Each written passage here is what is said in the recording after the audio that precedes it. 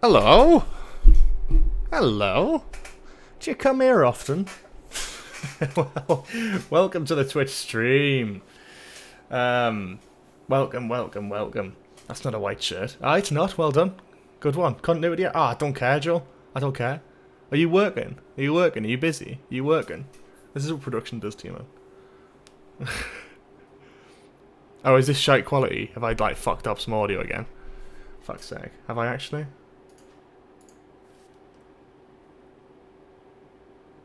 No, that's fine. Why would you say that?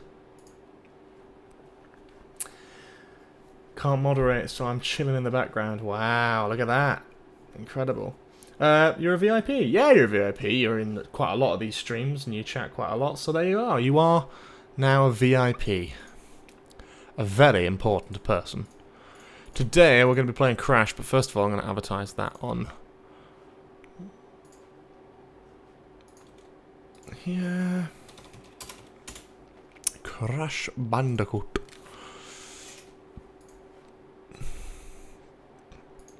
Fuck's sake, why is there no, like, good poster for Crash Bandicoot that I can just immediately copy and paste? Why does it have to be insanely difficult? Fucking hell. Live on Twitch.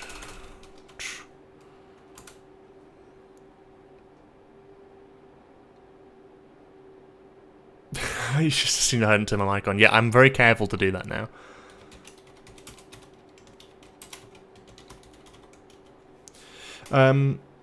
There we go. So, yeah, there's no Doctor Who news, is there? I've not missed anything there. Cool.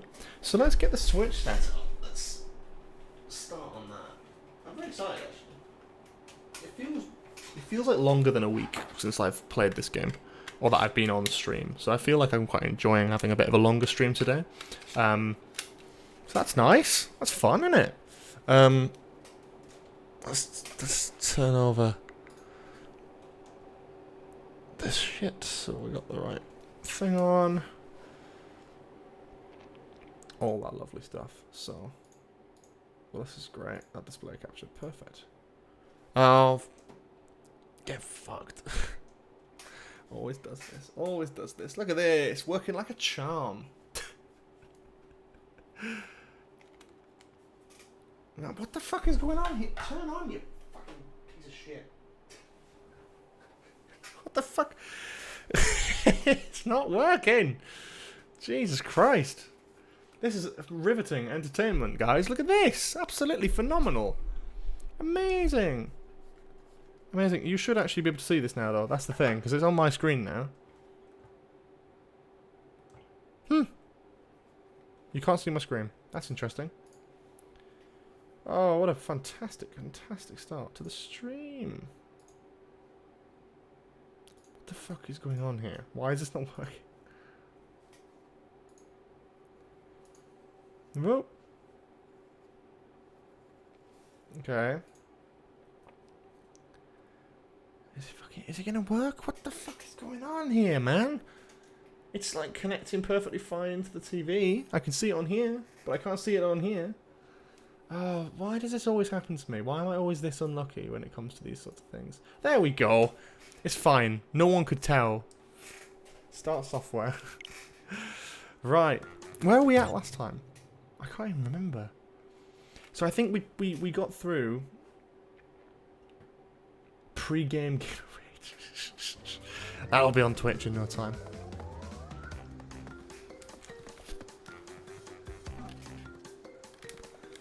It's really quiet. I remember it being a bit louder last time. Cool. So anyway, just a quick thank you anyway to a few of the people who have just followed in the last couple hours. Grubbing67, Real Mad Time, Laxel Greeno, Vanders Live, Nebraska, and Doctor Who _mine_emater. Thank you all for following the Twitch. If you're watching now, it's much appreciated. So what we're going to be doing is, I'm going to be going back, because I think we've now got all the coloured gems. That's one thing we managed to do last time. So now we can pretty much get all of the extra things. Are the overlays not working as well? have a feeling they're not.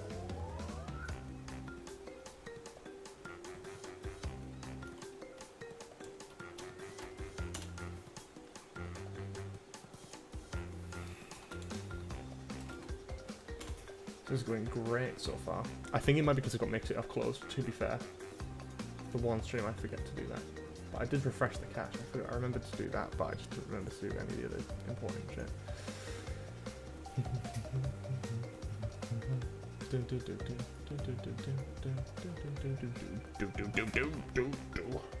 Thomas says hi. Oh, that's nice. Why doesn't Thomas join and say hi himself? Disgraceful. Oh yeah, that's great. Has he not got a Twitch account? That's really sad. Maybe you should make one just so he can subscribe and follow me. If you're watching, Thomas.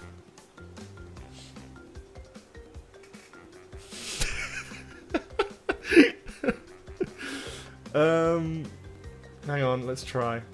Let's see if this works. Oh, it's not working. Oh, time to go home. I just refreshed the cache on like both of these as well. But maybe it's because I didn't have it open. Let's try it again. Let's go. Yeah, it works. Okay, the overlays work now. You can now do jam. Jam? Why can I not hear it properly? Cheese. Okay. It was a cheese and an egg at the same time. Okay, we're here now. Right. Let's play. So, we've done Insanity Beach, Jungle Rollers, Great Gate, Boulders, Upstream. So we basically just play them in order, I reckon, and try and get all the boxes. We don't have to not die now, because we've got all the fancy coloured ones where you don't have to actually die to get it. Oh, hello, Willem. How you doing, man? How are you doing, brother? What's going on? Let's also pop out the chat so I can read the chat a little bit easier. That would be nice, wouldn't it? I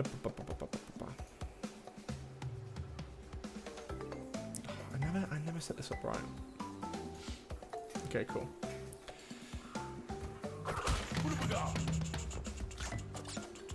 Have you put it in the collection, Joel? That would be quite funny. Get the advertisements going. Get people get the viewers going. If people were able to sit and watch AI Family Guy whilst working, then they can definitely watch a little bit of GB Sheer streams. Come on, think about it. You fucking fish. Okay. Oh, you mother... Oh, these little fish are really annoying. Yes, here we are.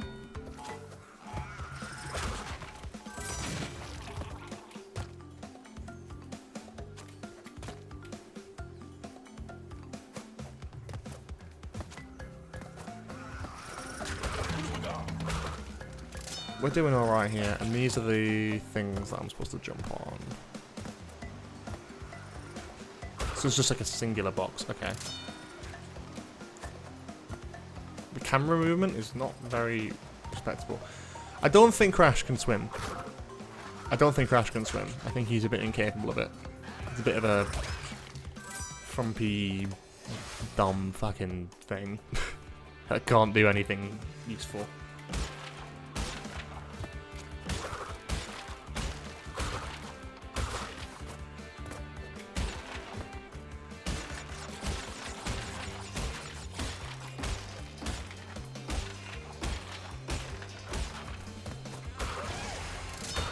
Full of energy today, that's the thing. I'm glad I'm doing a stream during the day. It's nice to do it once in a while. I should probably make a bit more of an event of it, but I've been really busy the last couple of days. And as I said, I'm going on holiday, so that's a thing as well. I wasn't even fucking on the little shit. Okay. Okay. I'm here. I had like 2 Aku Aku points, I swear. No, not just 1. I'm waiting for this. I'm waiting for this boy.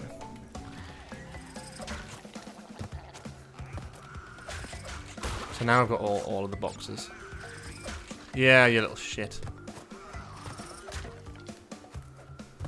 Okay. Here we are. We're doing good. We're doing good. We're doing good. We're trying. We're trying his best. There we go. And there is the gem. So how many games have we got so far? 13 out of 26. So I reckon the aim today is to try and 100% this game. Without the time trial relics, we can probably have a bit of a go at that. But I think we're doing alright. Every gem we get seems to be a new percentage completion. So that's exciting. That is very exciting. But yeah, there we go. There we go.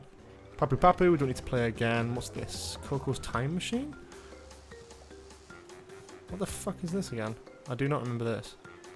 Do you want her to join your adventure? No. Never been a Coco Bandicoot fan. Never been. Rolling Stones, let's try that one. He can crash. That is very true, Singer Liam. You've got that bang on the head there. Crash is pretty much is one thing that you can do. Is crash.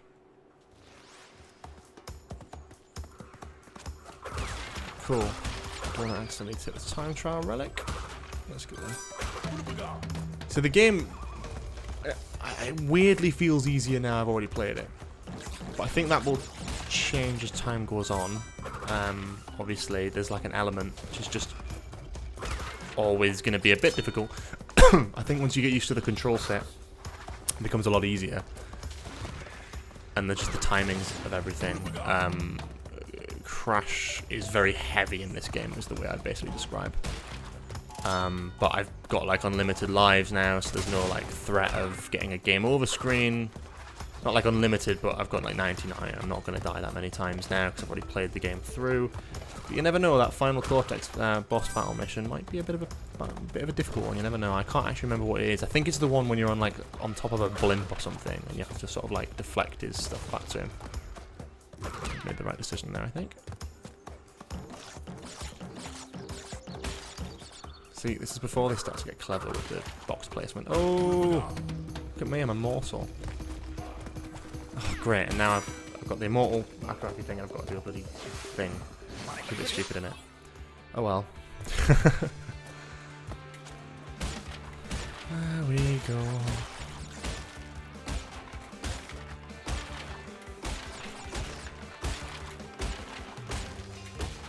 Oh, you fucking hell, I got distracted by the floating head on screen. That's great. Do, do, do, do, do, do, do.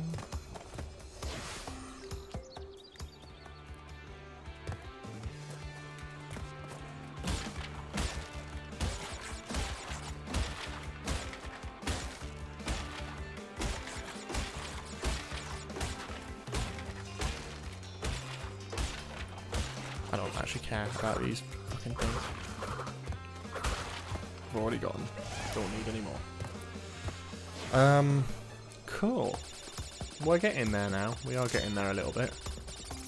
And there's the blue platform, which I believe is going to take us to a different part of the level. Interesting.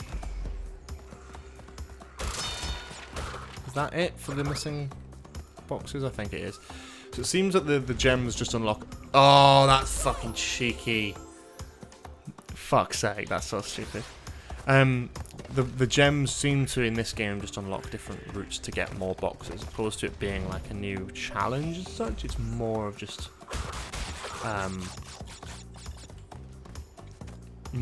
this kind of thing, which is good. Oh, I'm being fucking stupid now. You know what I was saying about like not losing lives? I'm like proper class at this game now. I'm now making stupid mistakes on the first part of the game. Nice. Nice one, George. Very professional. Big professional gamer vibes right there. Fantastic.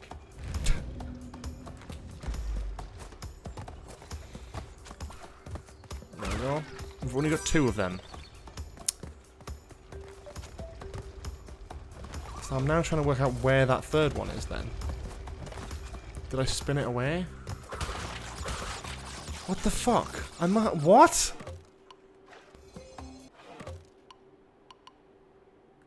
So I must have missed a... No, it's fine. I reckon what I've done is I've just spammed something into it, and I've like missed the opportunity to get it because this happened with Temple Ruins as well, I think. It's the same sort of thing. If you spin an enemy into a box, you don't get the reward from it. If it's like a Cortex or a Brio or a Torna thing. So I think the idea is the level set up so you do that, and then you don't get that 3rd Brio crate. So I'm trying to work out what I've missed there, but Hog Wild is fine. Let's try this again, because it's not a very hard level. We can definitely try and get it on it. This is an interesting flavor monster. It's not quite the mukbang we usually do, but it's something, isn't it?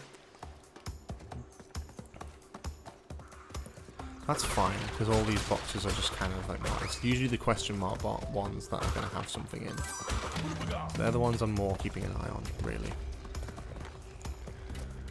Oh shit. Oh! It was up there!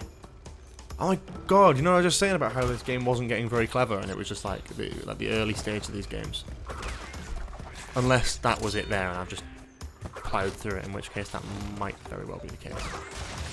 Did I get Aku Aku from it? I just don't get anything else, which is just kind of weird. Oh shit, maybe it's one of these as well. There it is! Oh my fucking...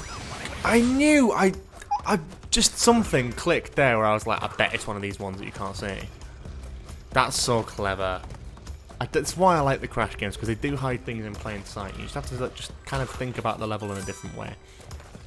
Which is always good with platformers, and it adds to the replayability.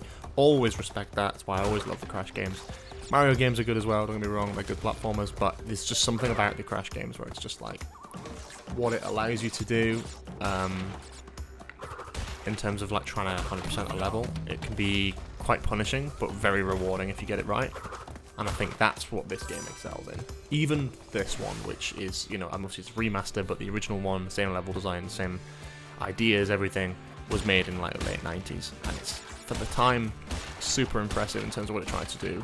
Breaking from the formula of like Mario and Sonic, adding a sort of box counter as like a collectible extra for the game, for you to unlock new things, I think is great. And I think it works really well when you hide stuff in plain sight like that. You hide little mysteries and things really effectively, and I think that's class, honestly. Because I'd honestly just forgotten that these things were even... yeah, it's clever.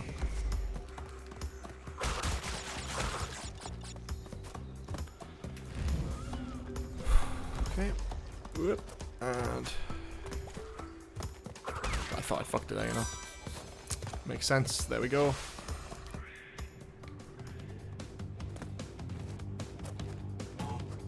Okay, that was a bit fucking stupid. I didn't think I'd survive that. I thought I'd be able to get on top of the box, but in other games, probably not in this one. Definitely not in Crash 1. It's just not happening. It's just not happening. Oh, for fuck's sake, now I'm being stupid again. It's always these Brio stages that just like mess with me. You sort of need to hold it down on one and then not on the other. So it's like, hold, not, hold, not, hold. There we go. Got it. And then just jump over these. There we go. Loads of lives as well. Not that I need the lives, but yep. We are there.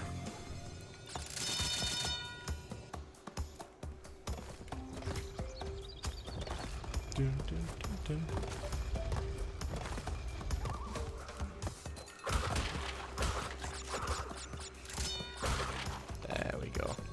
Cool.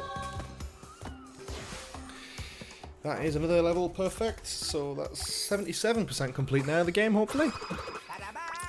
Boom. Nice. Okay, we're just going to plow through this, I think, today. We've got plenty of time, and I reckon we're just going to power through and, yeah, enjoy it. Sounds exciting. Hogwild Native Fortress.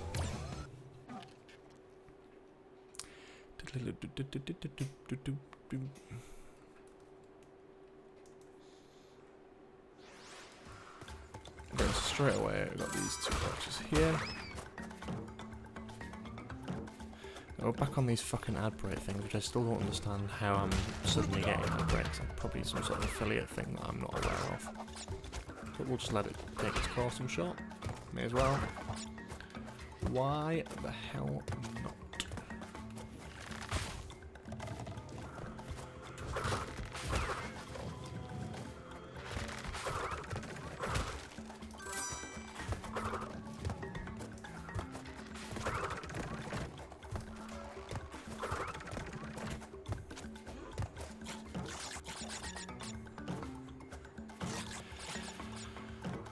Cool. Ooh, that was just bad timing with the animation. That's really annoying. Ooh. Oh, see, that's really the hitbox on that is really dumb because I feel like I should have been able to get away from that. Like I did there, for example. But that I'm not going to jump on, but then when it's not...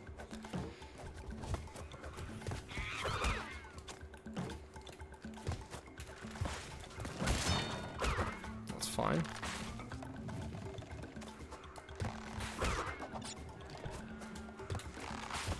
Got lucky there.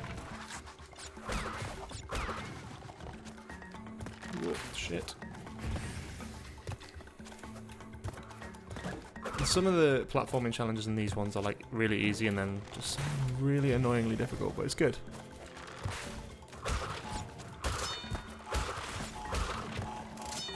Oh, fuck off, I was high enough there. And the whole idea is you're supposed to get the lives and go back, but I don't even need the fucking lives, so that's just really annoying.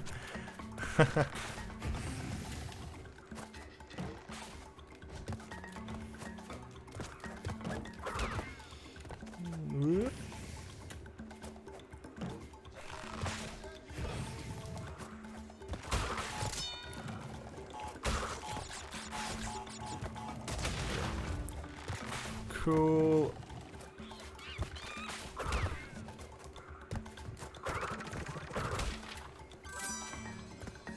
Interesting streaming at a different time in a minute as well. I wonder like whether this will have better retention or whether it is better doing it at night. Because so far I think it seems to be better doing it on the evening. But this is it's fine so far.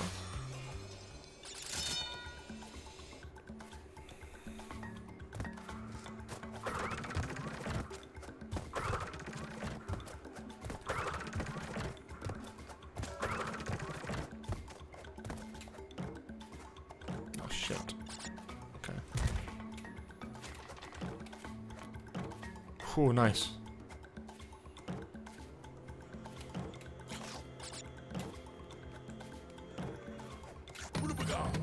Nice. Okay.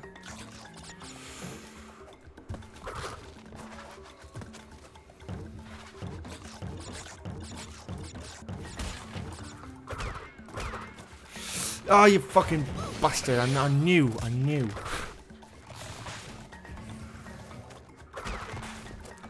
This is where some of the stuff gets harder. You fuck! I knew I'd messed that up anyway. That's fine. It's fine. Oh shit! That was a bad idea. That's brave of me. Oh fuck! I knew. See, sometimes you're already committed to the jump, so it's hard to just kind of. Oh, fuck's sake.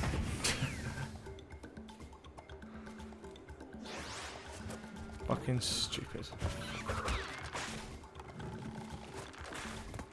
Oh, this is really fucking annoying. This is getting on my tits a little bit now. It's always the way with these games, though. You've got to just be patient, get the right timings. You've got to sort of know what you're... Oh, fuck, every time. Because I'm trying to rush it. I'm trying to, like, get through it. But by trying to rush it, it's taking longer. That's fine. That's also fine. Okay.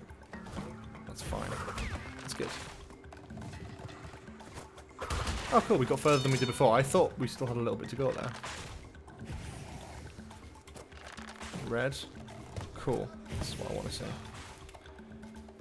Interesting. This is very... Oh, God, I almost fucking fell to my death there. Nice one. I hate these fucking things. Ooh! I forgot about this cloud bit. Oh my god, this is like really weirdly nostalgic. Huh.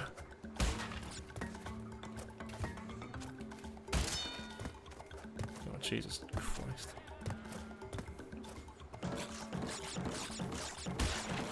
I'm just going to sit here all day then now. So how's everyone doing?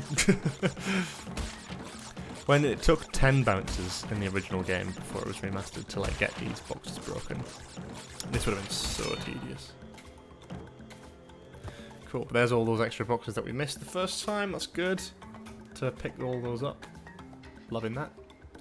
Yeah.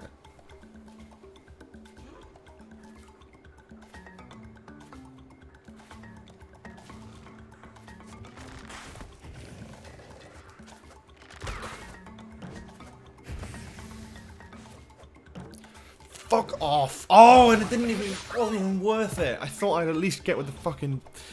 Oh, that's really annoying. Do I have to go back and do all this fucking gem stuff? I think I do as well. Fuck's sake, that's so annoying.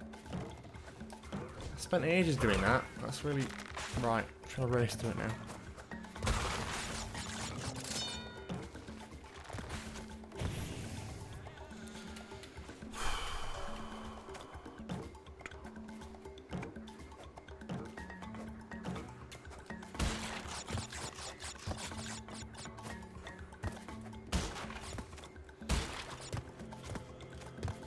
What the fuck? I wonder why that didn't break. That's weird. Okay, let's just sit on that again. Okay. Cool, cool, cool.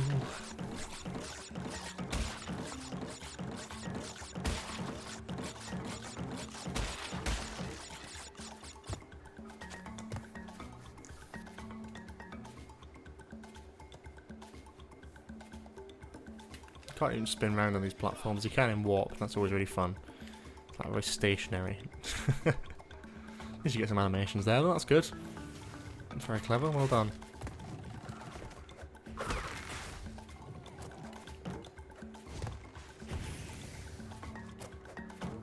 How am I supposed to do that? There's actually, I don't think there's any fucking way of doing that properly. Unless you jump over one and make a second one, yeah. That's probably what it is, to be honest. I'm making it out like it's really difficult, probably isn't.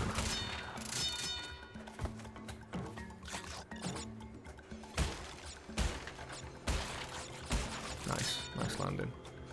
I hate these ones. I actually really despise them. Fuck. I'm trying to like get it without falling. Oh, nice. There we go. Fantastic. Look at that. It's brilliant. 78% complete. That's 16 gems now out of 26, so not many to go. Try to do the maths in my head. So we've only got 10 more gems to go, which would bring the game to 88% completion, unless when I get further on it unlocks more stuff. That's all of World 1 done. Let's do Up the Creek, which I don't know how I feel about that level title. Feels a little bit uncomfortable, but there we go.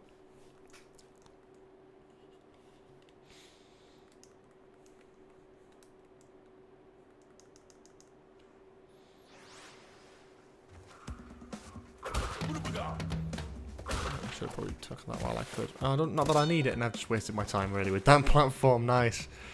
Very good.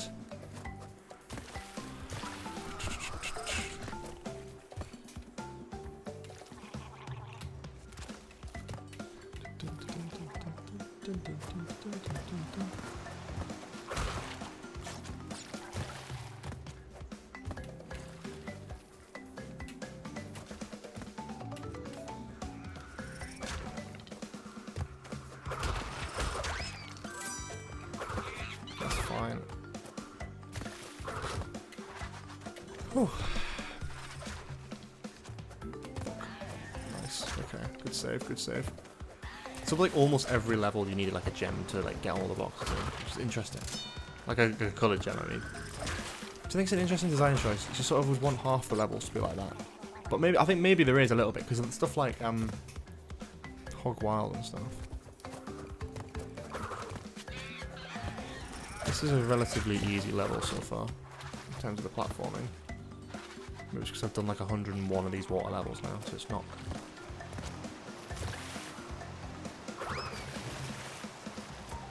What the fuck? What's the point in that then? Why is that even there? That's really annoying. Maybe that was a mistake. Graphical glitch or something.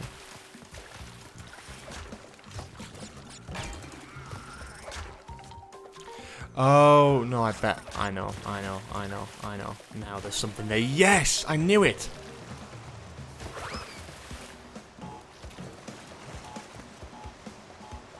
Why is there nothing else down there, though?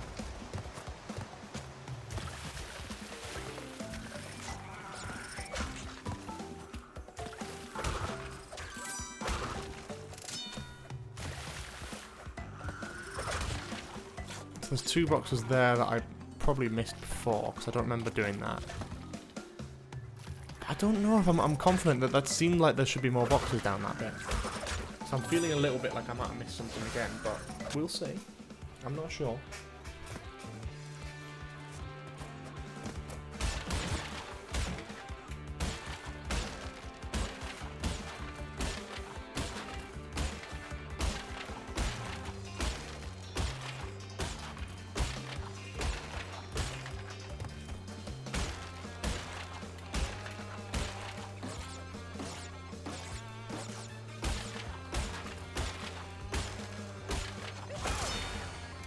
Cool.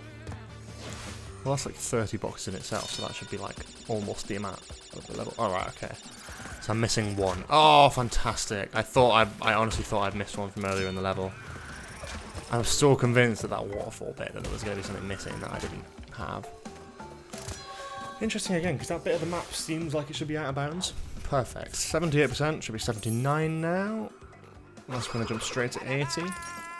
79. Cool. Cool, cool, cool. Obviously, we haven't done the Cortex battle yet. We also haven't done is it Stormy Ascent, which is the one that's like really difficult. No, I didn't mean to do.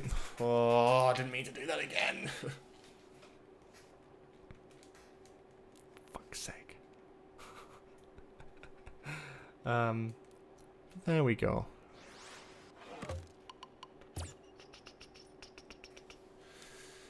Leave that level. We're getting there. We're getting there. 17 gems out of 26.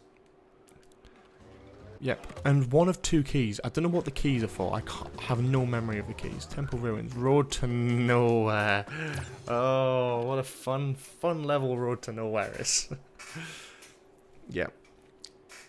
I don't think this is that bad though, honestly. I don't think Road to Nowhere is that bad of a level. I think it's genuinely fine. It's like annoying, but once you get past a certain checkpoint, it feels less annoying than some of the other Crash 1 levels. I mean, there we go, there's the first checkpoint already, so that first bit I don't have to do again. People like really rave about how like difficult these levels are, but I actually don't think they're that bad. And also once you jump past the pig, their animation stops and they just sit down, so it's not like... It's sort of a level of difficulty which people kind of expect, but you don't... It doesn't really, it's not that bad.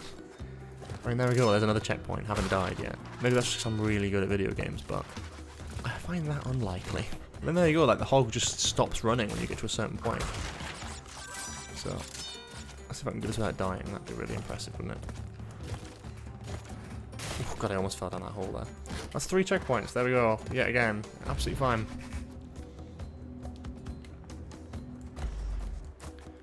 This is cool.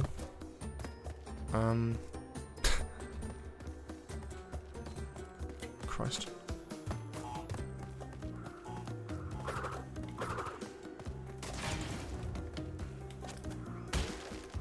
Fuck it, I can't be asked to go back.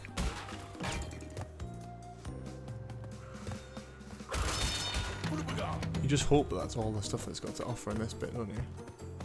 Oh, hello.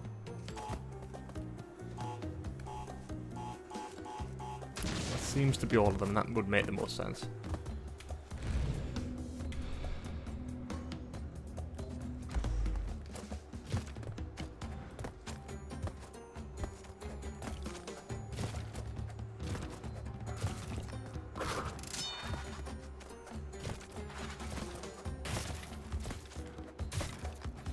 Oh, that was a bit brave. I thought I would manage that, but no, probably not.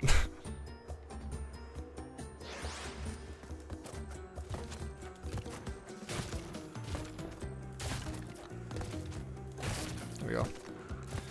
There we go. Again, no, not that bad. The other like level like this, I think is obviously more difficult. I think a lot of people would agree that that one's more difficult as well. Because I mean, there's more of this sort of shit where it's just like, also the turtles, like the jumping turtle platform things, are a bit rock solid at times. This is fine though. This isn't that bad. It's okay. It's got like a good level of difficulty, I'd say.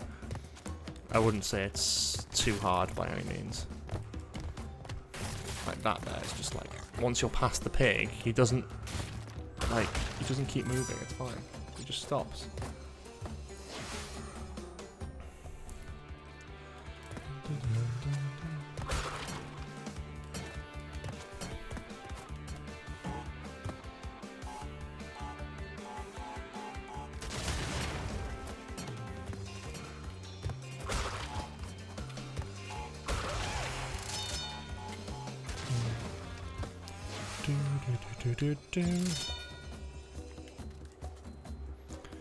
Yeah, so 2 more boxes. Either I've missed 2 or I'm absolutely fucking world class at video games.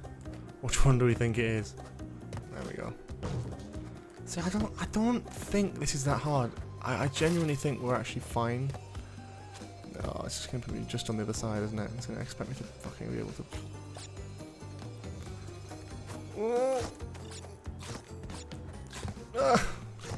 I hate this. I hate all of that. Right, at least we got the fucking gem from it. Nice. There we go. That is number 18, I think, which puts us to 80% completion of the game.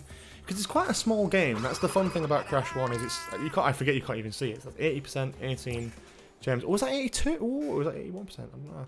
Maybe. I shit myself. I've been radio silent for so long. I forgot people were still around. Thank you for that, Joel. Much appreciated as always. Boulder Dash. And there's like another level up here which isn't available quite yet for some reason. But I finished Boulder Dash, so I don't know why that's the case. Maybe I need to get the gem in this before I can unlock the other level? Maybe? I don't know. But we've got the gem. It's fine. I don't like the running levels. I mean, I do, but I don't. I do when there's like high expectations. Because there's always like things in the road that trip you up. It's always like really fucking annoying. It's always the same. Always the same with that sort of stuff. But in theory, these should be the easiest to get boxes for. But as I say, in theory, unfortunately not in practice. Not always, anyway. Oh shit. Whoop, whoop, whoop.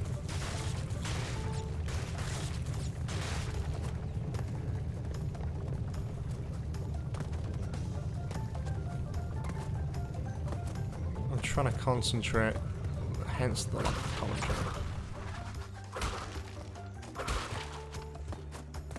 Just jump in the fucking box, you knobhead.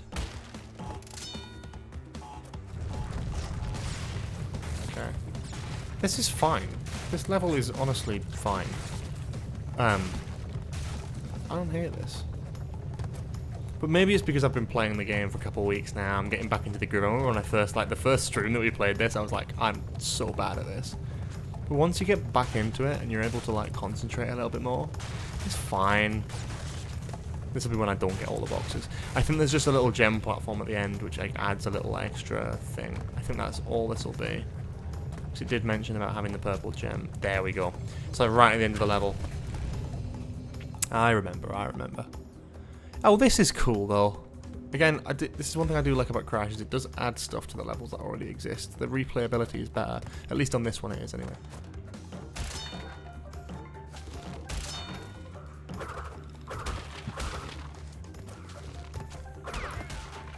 Oh, what the fuck? It's... Oh, all the way back here. That's bullshit, actually. No, I'm not a fan of that particularly.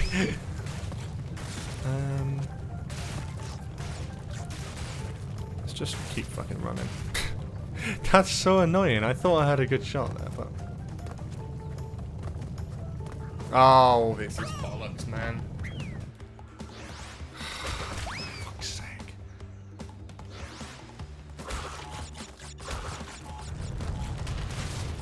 I was doing so well at this, and then I've suddenly just dropped the ball completely on this level.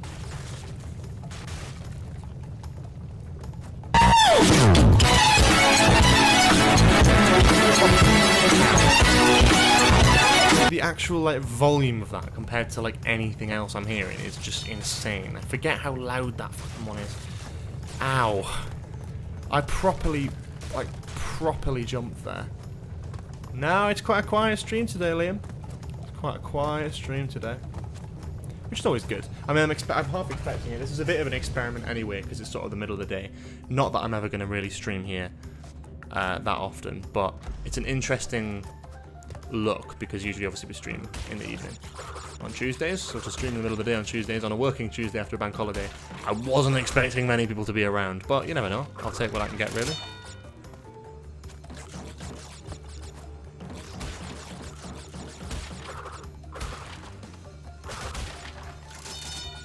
Took my headphones out for a bit. Cool. So I got everything there. That's good. Cool. Good start. 80% complete.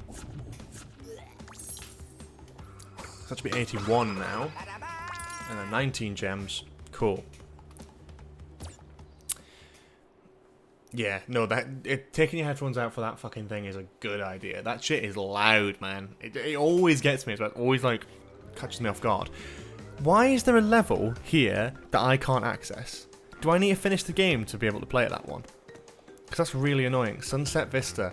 I don't like this level because it's so long and it's really, really annoying. But, you know, we move, I suppose. It's just really long.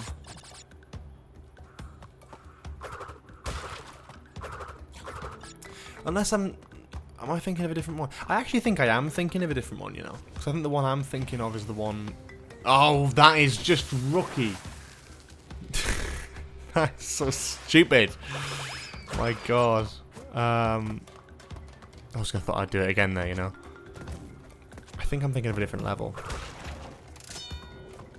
Just has the same sort of vibe for it.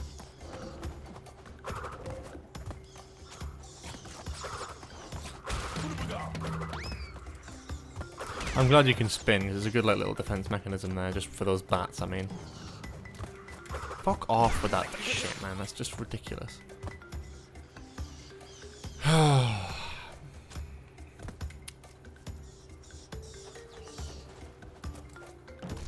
fuck. Fuck, I knew as well. I just knew that, like, I just picked the wrong fucking time in there. That's fine. That's just fine. I do miss... Yeah, because that's fair enough, but the other flame ones that I got killed on just isn't, apparently. Fuck that, man. I don't know what I was saying there. Yeah.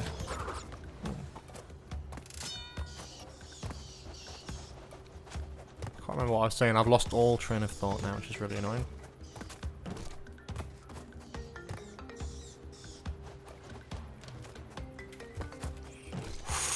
Close. Fuck all of you.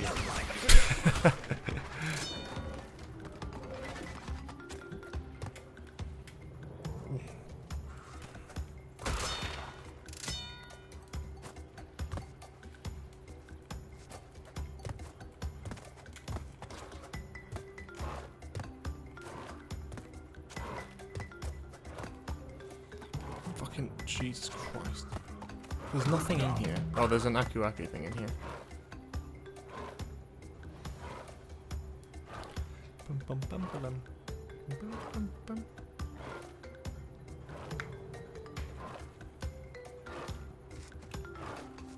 Okay, cool. We are there. Jesus Christ. That phone is buzzing. I need to get some new channel point redemption things on here. I'm quite happy with the ones we've got already. I fucking knew that was going to happen.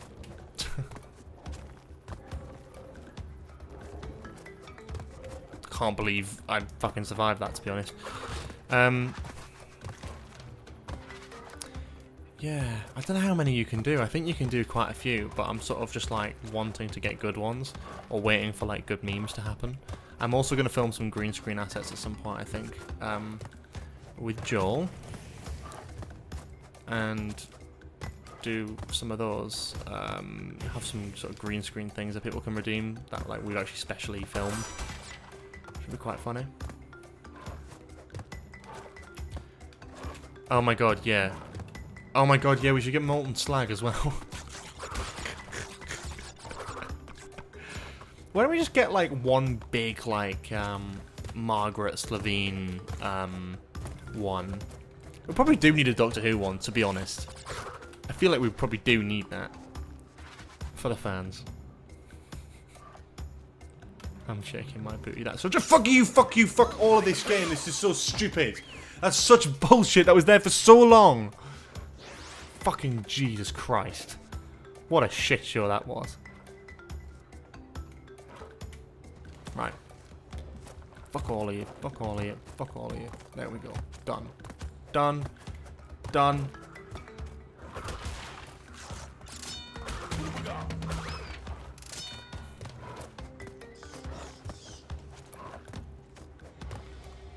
The fuck? What the fuck? What the? Well, I killed them all anyway now, so it's fine. I haven't killed them all anyway. Great. I don't remember playing this level. I genuinely don't have any memories of playing this level. What the fuck? Did I play this level? Have I even got anywhere in the game? What's going on? Unless I just played this one of the ones where I was really tired and it was that stream. Yeah, you kill 2 of the bats, you get rid of all of them. That's a good little tip to remember. But this is the only time it's actually coming useful to do that. Oh god, 90 boxes. This is such a long level. Yeah, this level is one of the exact reasons as to why I don't want to do the time trial relics on stream, because doing it as a time trial relic and trying to get like a good score would just be fucking unbearable. I remember this bit. Cool, next one here. Cortex.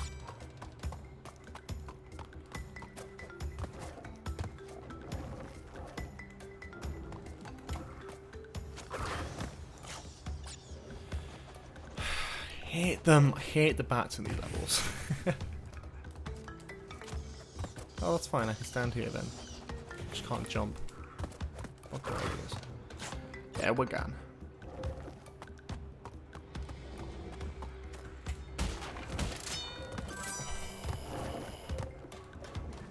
Oh, that is such fucking bullshit, man. I can't believe that. I was basically there.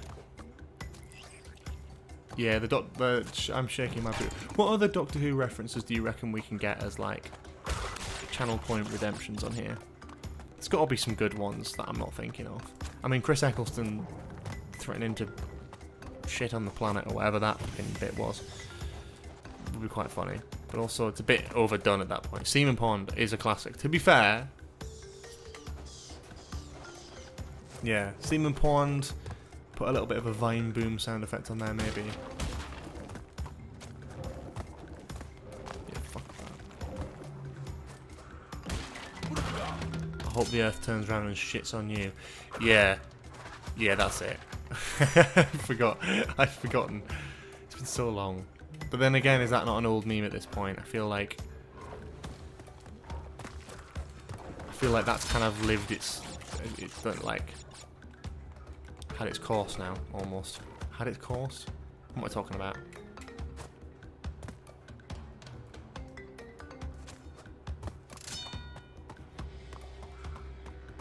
Yes! Thank God for that. I thought I'd fucked it there, you know. I'm gonna scream. Like, I'm actually gonna fucking scream. Because it's not even like I've got the Cortex thing now, but like, I still have to go back and fucking get that box. That's so annoying. It's the way the things are positioned. It's just like that annoying middle ground of things. I'm quite impressed that I managed to get that though. Yeah, it is all but gold. That's probably the only correct use of that statement I've ever seen. Is in reference to the Christopher Eccleston Heaton Park tragedy. He's making a good point as well. Let him cook. It's just like, fuck. Bollocks. It's just funny.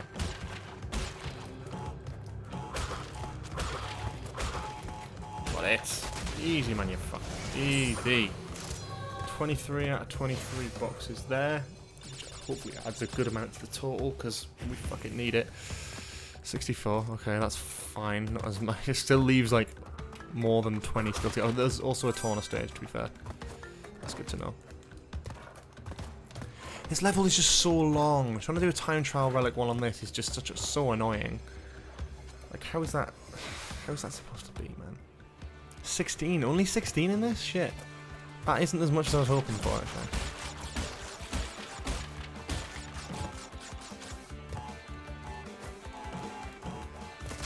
Oh, the cow from the council. Yeah, it's good. That's a good one. We could probably use that, because that's like a bit more niche as well. So it's like, we can just adopt that.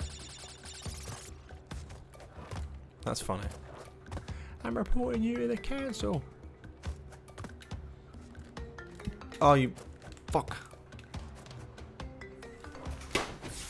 What the fuck though? Like the level design is just out to get you, man. I hate it. I hate it. I love this game, but I hate it at the same time. I've done it again.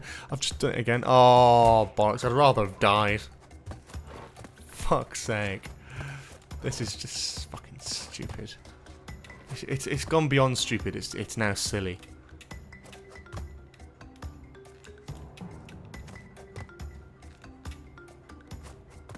Just like how...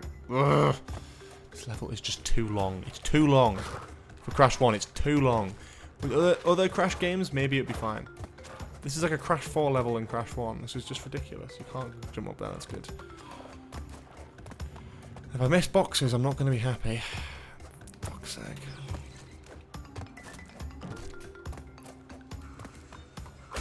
Okay. You know what? I thought I'd fucked it there, but actually that is the right amount. Thank God. I never have to play that level again. But then where's the key? Shit. I might have to play that level again then. Oh no, I did get a key. That's cool. 86% complete. Bloody hell, that's jumped up quite a lot. I am confused. So what does the key unlock? Is the key the thing that unlocks that level that I was missing? It did, look! There we go. Whole hog. We got a new hog level to play. That's exciting. Great stuff. I've absorbed him. Tastes like chicken. That'll be good. You could do that. I don't know whether that was absorbable off or whether it was Johnny Vegas. You make your mind up, really. Monkey. Fuck off. These levels, they are fun. The music's great. Love the music on these levels.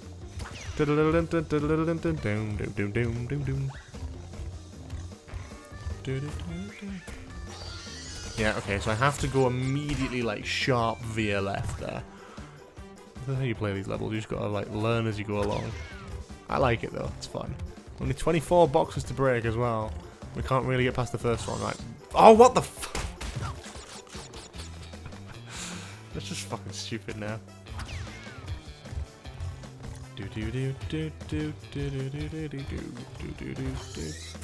Right, via left. Alright, cool, we're done.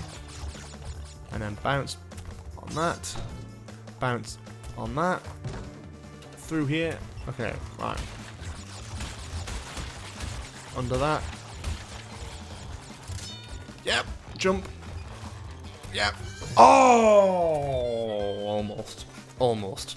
Almost. I just wanted to get to the checkpoint. That was alright though. It was a good attempt. It was a good attempt considering we couldn't get past the first box before. Alright. Via left. There we go. It's just difficult to track where they're gonna be. Under. I think everything's always in the same position anyway, no matter when you start, because you always... I did the same fucking thing again. I've got a veer left for them too.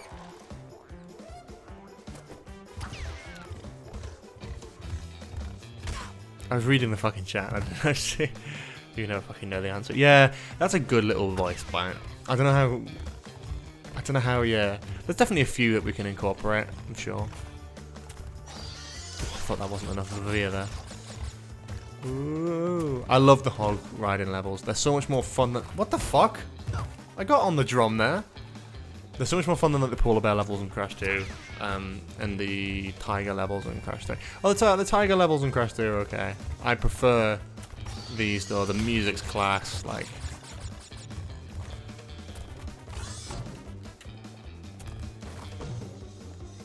you can't rush in this one either, which is good. In the other ones, you have to, like, there's like a rush mechanism. Oh my fucking god! Okay, Christ, Jesus, that scared the shit out of me. Right, checkpoint 11. It doesn't matter if we die now. Fucking hell. God, it's so much louder than... Because I forget, because I'm listening to the game through the very, like, quiet TV speakers, so it doesn't pick up on the mic. Because this fucking audio output doesn't really work that well on the Switch. But we're getting there. Oh, shit. Under. Left. Right, left, even. So I say left, right, but no, it's not. Oh, fucking just got through there. Class. First time. Look at that, there we go, that's great. We're doing good, we're doing good shit. It's fun. 80, oh god, 89, yeah, that went up quite a few there. What was that? We're getting quite close to the end of the game. I think it's like kind of trying to course correct itself. 89% through the game now, wow. We're definitely finishing it today, 100%. So the last world, heavy machinery. Because a lot of the last ones of the last world were the coloured gems, which we've already got. So we don't even have to think about them anymore. Heavy machinery, I think, is the one that I don't like. Or maybe I do like. No, I don't mind this one. This one's good. I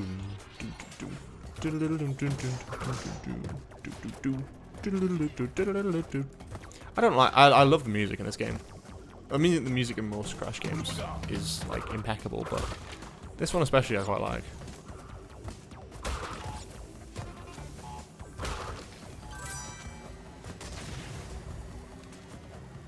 Why can you jump on the you shouldn't, like, it almost suggests that you shouldn't be able to jump on the blue ones. Because it's like they're freezing pipes and the other ones are boiling, so it's like too extreme.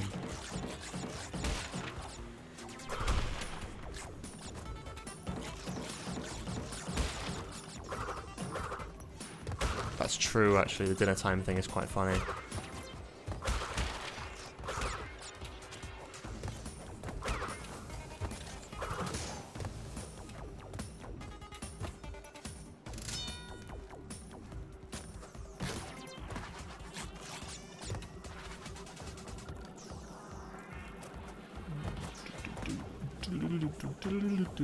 Yeah, the dinner time one's good. I might incorporate that into the pre-streams, though, because that's more of a, like, with the, like, when I have a pork pie. I don't think I'm going to add, like, because you can't obviously redeem stuff on YouTube, because that's, like, exclusively for Twitch. But, I'm going to have some sort of better branding on the YouTube side of things, which is kind of a hint as to what's to come, I suppose, but I'm trying to work on better branding for the YouTube side of things and make that more of an official thing. I can't believe we streamed on YouTube for an hour and a half today. That was not the plan at all, but bloody hell, it worked.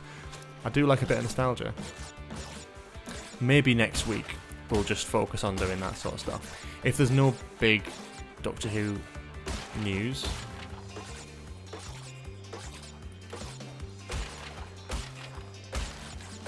Jam.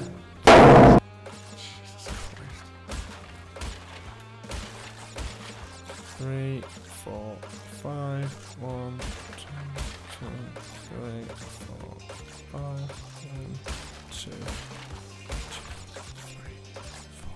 4, 5. There we go. Bang. 19 out of 19.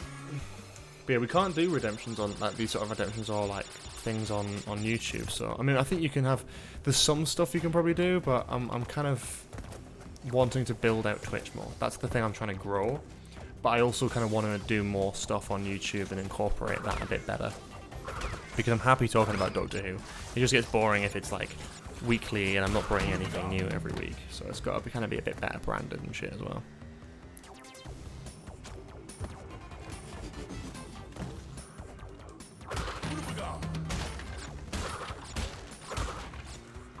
This is really boring, I know, but oh, fuck off. 46. Oh.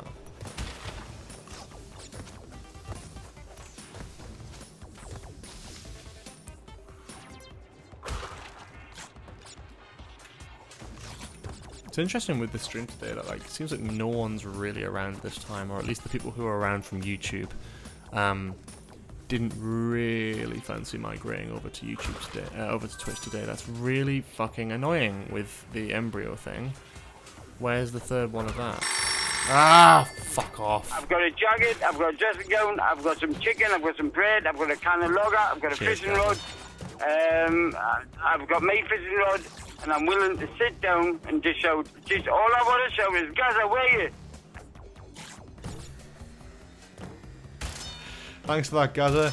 Much appreciated. Good contribution there, mate. Fucking hell. Oh, that's really annoying because I've obviously missed the Brio stage, haven't I? I don't know what else.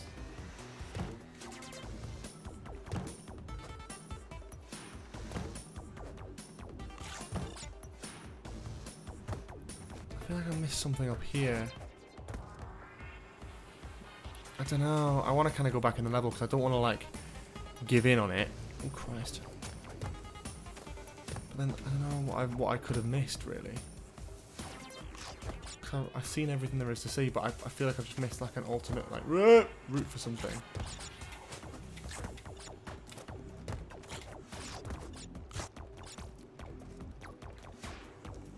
Fuck's sake! Yeah, I'm just dead. I'm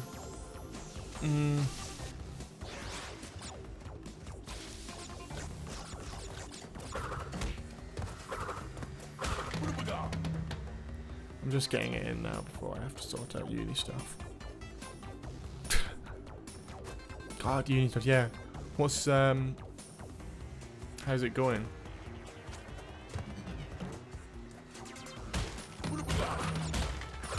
Have you just like on A levels?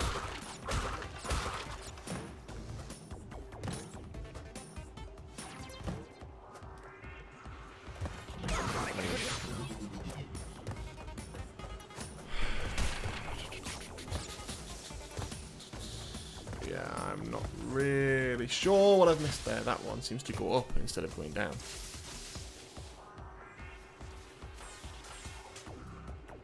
Oh, that's expected.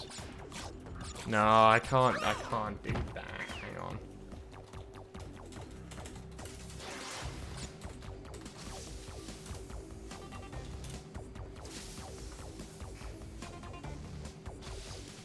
Oh no, still looks good. Yeah, it's better than what I got. I wouldn't worry about it.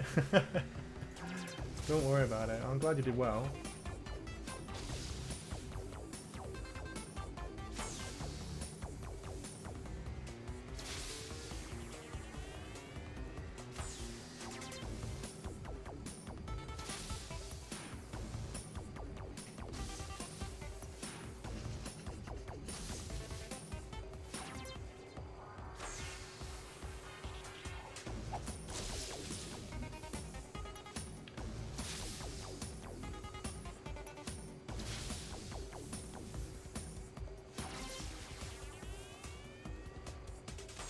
From the beginning of this stage, I'm trying to work out where it is because it's sort of not very clear where it is. Oh, welcome to the stream. I'm at the end of the land. I agree. 78. Welcome to the stream. Thanks for tuning in.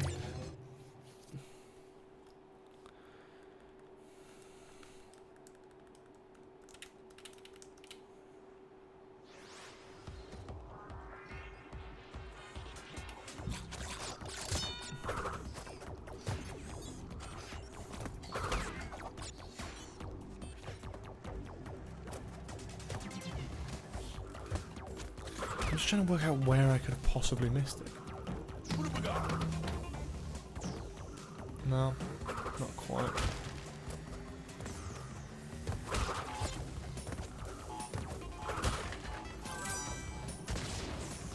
Oh, here. Yeah, because that's really sus the way they're both stood there. Yeah, that makes sense. There's the real thing. Oh, that's clever. That is really clever, actually. Because I was not... That's a really clever little hidden bit. Oh, fuck. Oh, fuck off, man. The level design on this is fucking annoying sometimes. There's literally not even a gap for me to fall down, so how is that possible? My mistake. Oh, feet, I pressed. Jump, you fuck. Oh, Jesus. I just take my time. Take your time. Don't piss about with it. Don't bother like wasting energy or breath. Just take your time.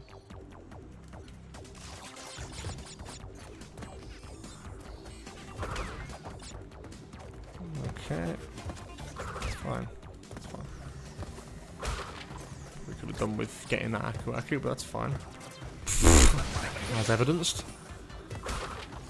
That's quite a clever little hidden thing there, because why would there be two robots conveniently either side of each other there?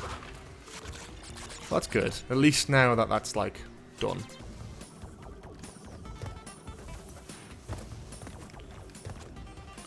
So I should be able to then get the Brio stage, which presumably has the rest of the, like, ridiculous amount of boxes that I was expecting to find. Anyway,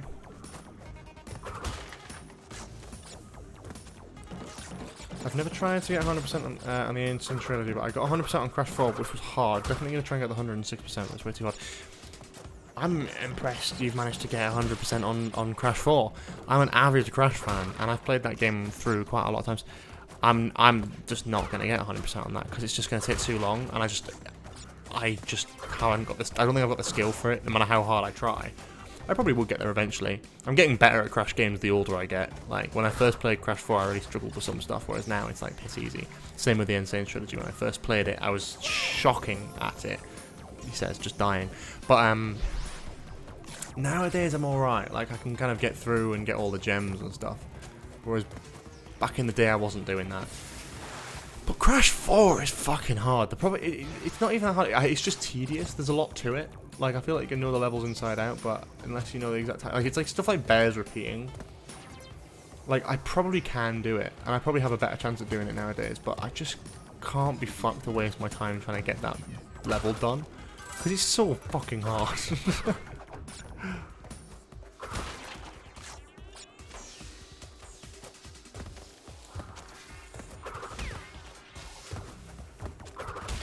Cool. But the Insane Trilogy ones, I think, well, if you've done Crash 4, the Insane Trilogy is like a, just, I don't know, it's like a walk in the park, really. Lightcoat Elf, welcome to the stream, man. I can't stop laughing at Harry's Moving Media reviews. My word, that is a proper flashback. I haven't watched any of his content in a long while. I don't watch much YouTube anymore. When you hear names that you remember, like, not even just knowing, but like collaborating with, is it's an interesting feeling.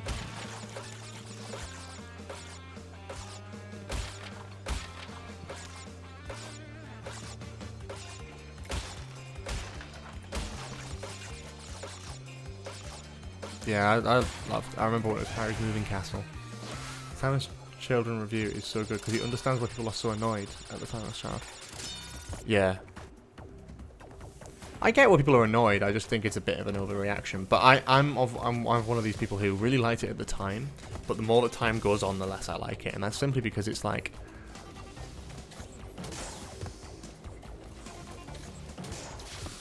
Well, yeah, the stuff with the hidden doctors and stuff, I think is interesting.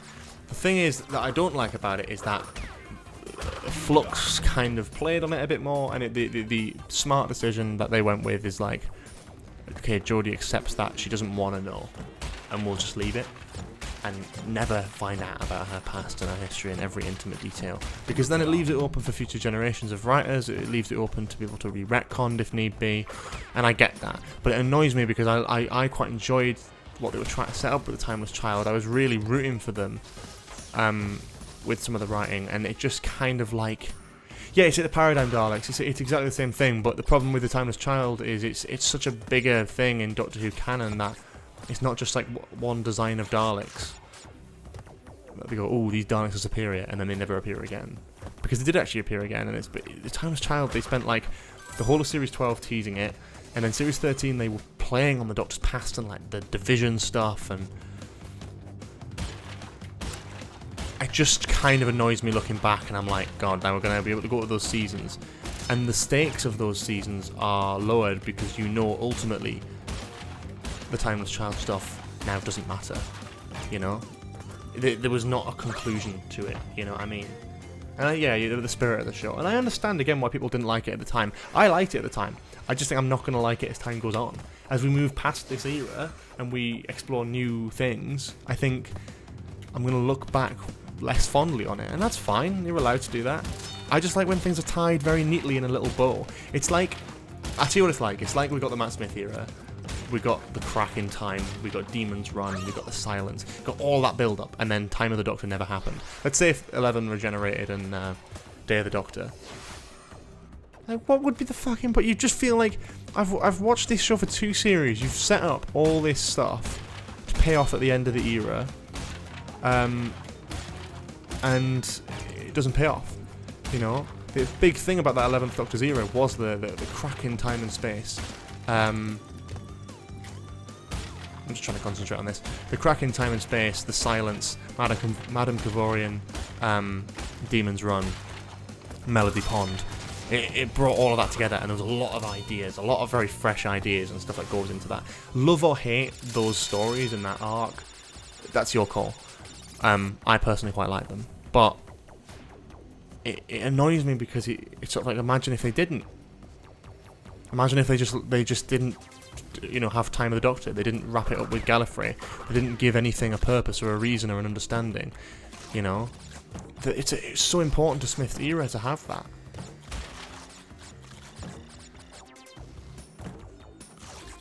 But again, I'm not saying everything I'm not saying everything in Smith's era was good. You know, there's definitely some sort of weird curveballs and like stuff like the Paradigm Daleks obviously was never part of the plan to sort of like fumble completely. There we go. Nice. But I think it's the Timeless Child thing is the same for me. Obviously the whole thing I was saying there about like the lore dumps and the sort of air of mystery, I completely agree with that. I think having interest in the history of the show and that mystery and intrigue is part of what makes Doctor Who Doctor Who. Oh, I've just fucking up the level again. But we didn't get that as much with that sort of new era because it's just, you know, you remove that mystery and intrigue. But in fact, what we've got again is we've still got another open story. So but I'm half and half. I don't mind them adding lore to it, but I want them to just, you know, conclude it. Like, oh, I've just done it again, for fuck's sake. With Tennant's era, you don't get that as much. You know, there's not a big pit, but there is a sort of amalgamation of events. You know what I mean? But like, Jodie's era was playing a lot on lore. Like a lot of the big character moments were based around the lore aspects and stuff, opposed to having a series by series structure like Tennant's era had, which is more like, okay, it's more about like Rose leaving and Doomsday and all that sort of thing, like the inevitable return or whatever. And then you've got a bunch of stuff. There's a lot of aspects, but I think with Smith's era, you had all that set up with the Crack in Time, the Madame Gregorian, the fucking Demon's Run, the Silence, all that. I hate this fucking level, man. Whereas like that's the same thing. If that never paid off, that would be what the Timeless Child feels like now. Is that it's like pointless because there's nothing to come from it, and Russell won't expand on it. The only thing I want, you know, that I can see Russell expanding on, you know what, I hope he does, just for the betterment of the show, just to kind of expand on the Timeless Child and the legacy of that going forward, is apparently the new companion is going to be adopted. And the Doctor being able to empathise with that because he just found out in like the previous season that he was adopted by someone who was a bit of a prick, you know, Tectean, would be a really nice way to bridge it. You don't have to mention the Timeless Child by name, but referring to it and using it as a story point in a way that the Doctor can connect with his new companion is fucking perfect. And if that rumour's true, that would be fucking genius, honestly.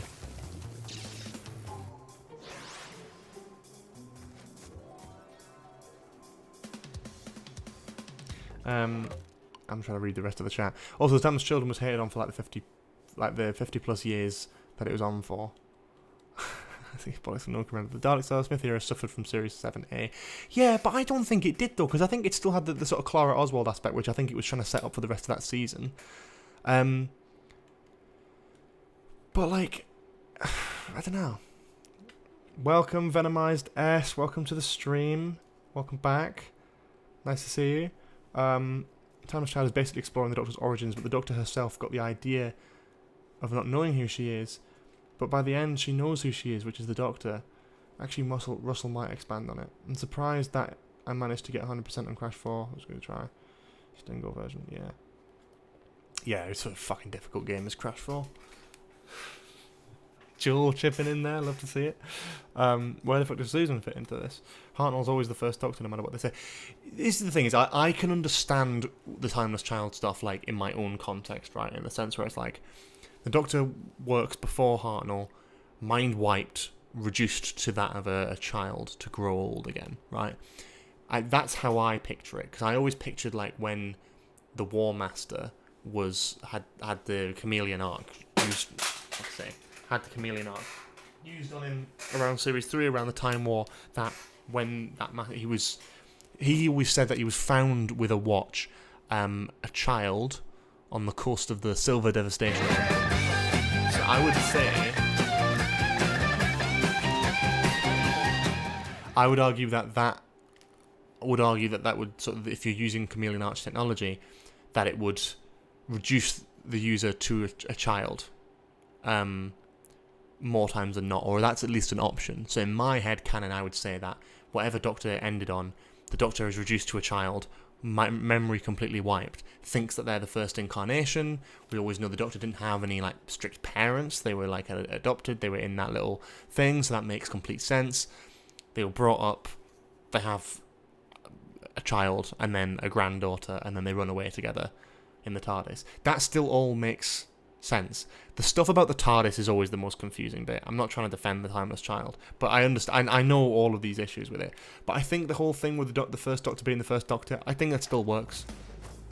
I think you just look at it as the first Doctor since the mind wipe, and then you can just remove the mind wipe from existence if you want from your own head canon, and just say that the Ruth Doctor is actually Series 6B between the second and third, if you really want. I never subscribed to that idea, but the more the show kind of avoids the whole Timeless Child thing, I'm kind of like, yep, you know what, I'll take that, because even though I didn't like it initially, it makes a bit more sense, to be honest.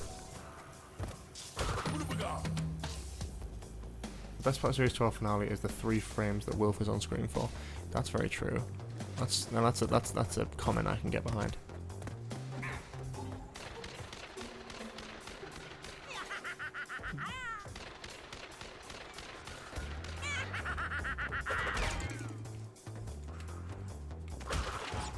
Fuck's sake. Didn't even need that life either.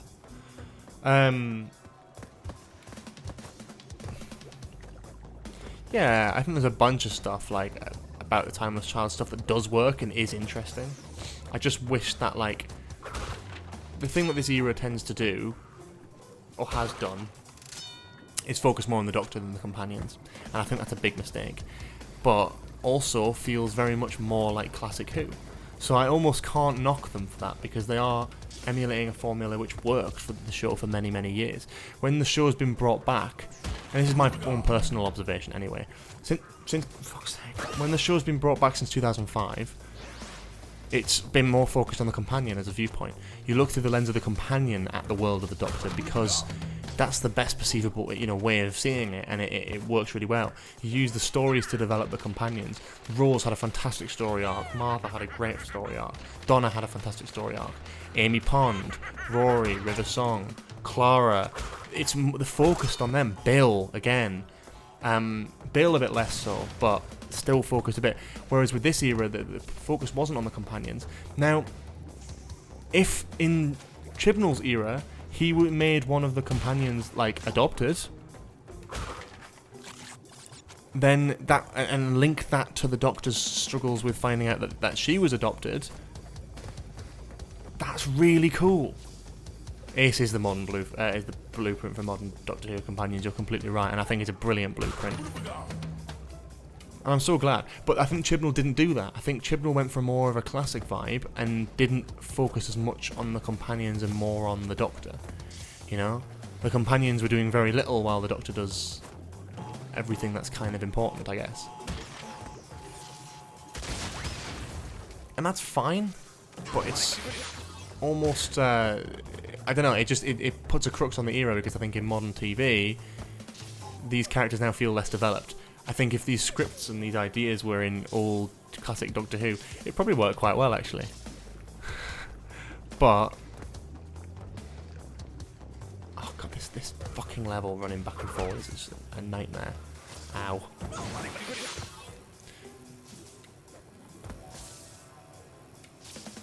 I thought you could hide between the fucking things. Ugh! All the way back to here now. Great. I don't know where I'm at. This is the thing, the level's so hard to navigate.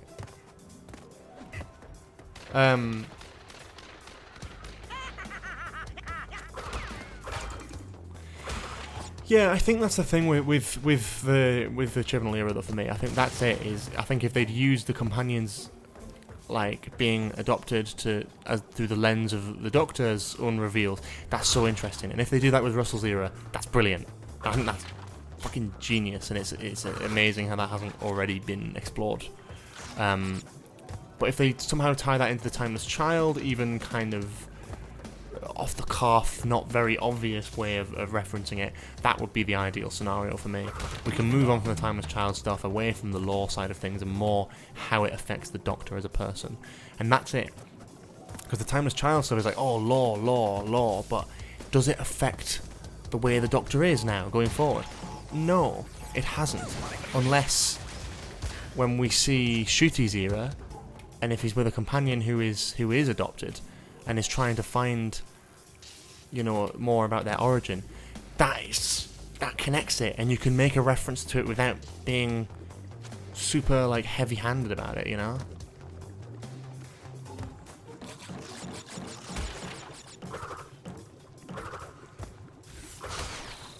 I think that's good. I think you should be able to reference things in the show's past without it being... I've, like, no doubt that Timeless Child will probably be referenced in... Oh, this was stupid. So I've missed 2 crates. That's good to know. Kill myself and then go back. What have we got?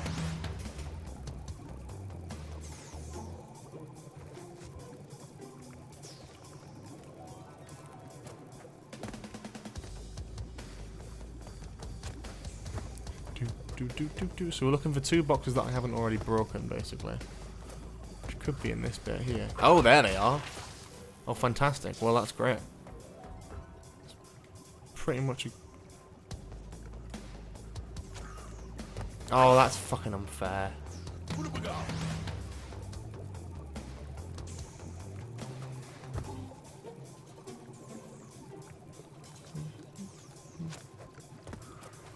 There we go. Brought those 2 boxes.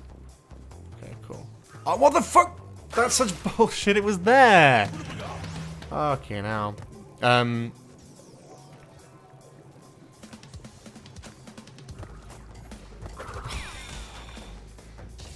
on, but that's a fucking checkbox.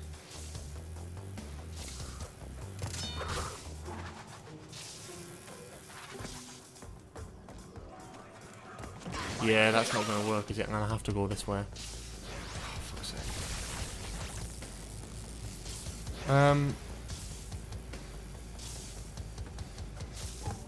But I think, yeah, it's interesting, isn't it? I think the whole thing with the TARDIS and all that sort of thing is just... Oh, for fuck's sake. It affects it, but yeah. I think going forward, I think it'll probably be referenced in the 60th, The Timeless Child, because it's such a recent thing as well for the Doctor. It would be really annoying if they didn't at least reference it, because I feel like with Tennant or whatever, it just helps cement that previous era of the show. That's the last thing you want to do, is just kind of forget about it. Oh, for fuck's sake, these hot bloody pipes are the worst fucking thing in this game. Beyond the electrical stuff, obviously. Fucking hate them. They're the worst. Genuine dog shit. I hate, like, backtracking in levels. I know that's the whole point, but I just wish it was a bit more linear. Actually, I hate it. Right. I just hate doing it. It's really, really fucking annoying, actually.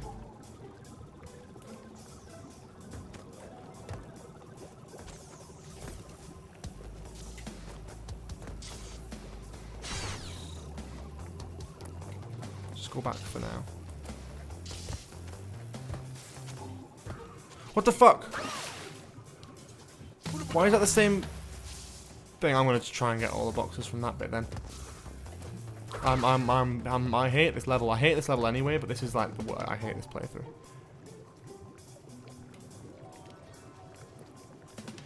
I don't know if I'd say it's boring. I think when you compare it to the Battle of Ransgrave Colossus, I'll take it. You know what I mean? Like it's good in that respect. I don't know if I'd say it's boring. I think Sasha's master performance is interesting, and I do always enjoy seeing that guy as the master. Like, it is fun, even if there's, you know, little to no like proper character in there. You know, which you'd probably want if you're, you know, with that character.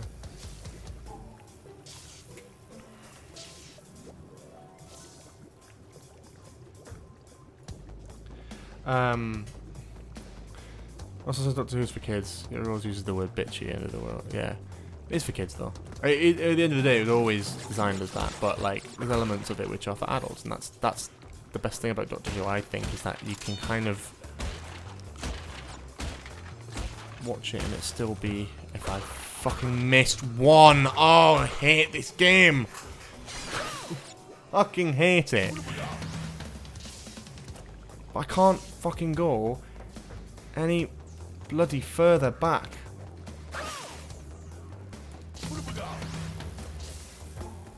If I run, how bad is it? I almost fucking made it. I've got enough lives to experiment with here, so I'm gonna do it. Oh! Right, hang on, just run. Do it again, but wait for a second. Yes! Okay. Fine. Good shit. Okay, we're good. We're good. I can't remember which way we came before this, though.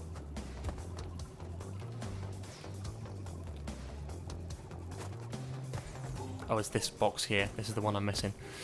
Cool. It wasn't boring to me as such, but the big stuff happened in the Matrix. Right, completely right in the core leads out of the story. That's always the same with the Chibnall era, though. The core leads don't get as much time to shine unless it's the Master, unless it's like a villain. But this is what I mean about the Jodie era, right? Like, I like Power of the Doctor, but I like it less because, again, it doesn't feel like an amalgamation of Jodie's era. It feels just like they had to do a centenary special, but they also had to do the regeneration episode at the same time. And you know, they sort of like chickened out of it. You know, there's a lot of different aspects of it that could have been so interesting, but we didn't get. And I think that's just annoying because I feel like if they just tried to include something about the Timeless Child. I mean, the Master was involved in the whole thing about the Timeless Child, and there's no mention of it in that final episode. The Yaz and the Doctor relationship, no mention in that episode, just completely forgotten about altogether. It was a lot of stuff that was just kind of piled on top of each other. And I loved it, don't get me wrong. I love seeing Ace, I love seeing Tegan, I love seeing the companions, I love seeing the old Doctors. Love a regeneration, but that whole thing was just, I don't know, disappointing, I think.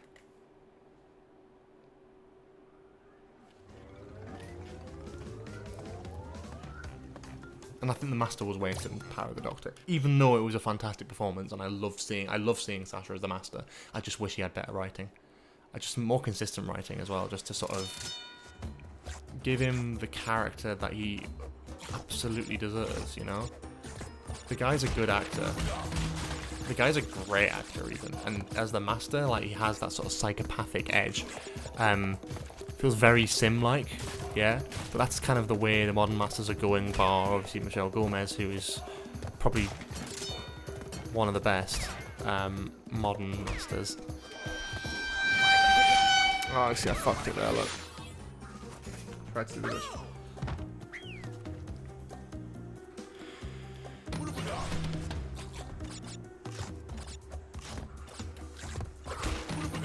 Yeah, the whole Phasmin thing, I was completely down with it. In fact, I actually love that inclusion. That's probably my favourite thing about Eve of the Daleks and about Legend of the Sea Devils. To me, the redeeming factor of those episodes was that arc. But I didn't think they wouldn't mention it at all in Power of the Doctor. They completely write Dan out of the story right at the beginning on a very weak basis. He's like, oh, I was really close to dying then. Yeah, what, you weren't in flux? What?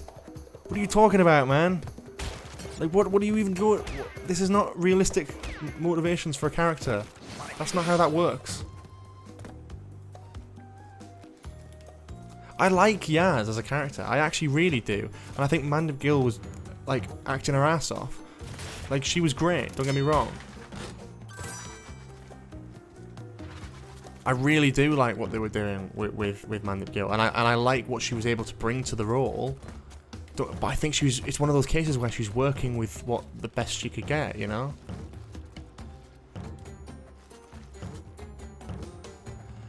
I don't think it was a case of it being the best for the character. But I think Mandip Gill did the best she could with the script she was given. And I'm not saying it's all bad. I'm just saying I didn't like the whole like Phasmin thing and the way that was handled. Mandip Gill completely sold it, which is why I probably liked it as much as I did in those initial episodes, fuck's sake. But it really just fucking annoyed me the way they handled it, because it sort of was just like the fans wanted to see that established, and it was established, and then it happens for 2 episodes at the end of the show. 2 episodes that they clearly were just kind of sick of making at this point. I mean, they said they even weren't going to make the Centenary special anyway, which means the Sea Devils one probably would have been the last episode. Either that, or that would have been Power of the Doctor, and just on a smaller scale. I don't know. I just wish they hadn't wasted that story, because it was probably the most powerful thing they'd come up with. The most, especially for the companion as well. God, a companion discovering their sexuality by fancying the Doctor, like that whole thing hasn't been done before. We've had like LGBT companions, but not ones that are like explored on that sort of level where she's kind of discovering herself as someone who's growing up, and that's impressive, you know. Hello, Chicken Nugget. Hello, Nicki Minaj.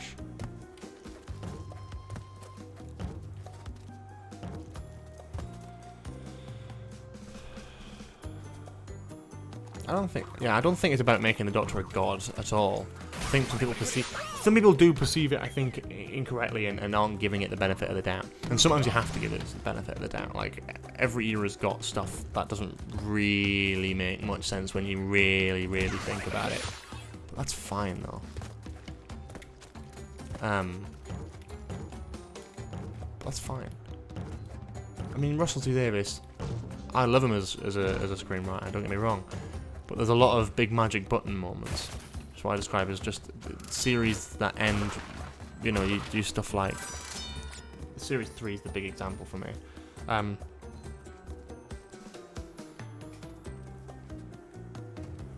So yeah, Series 3 is the big example for me. When, like, Sims Master destroys the Earth as a whole, like, year, and then it's like...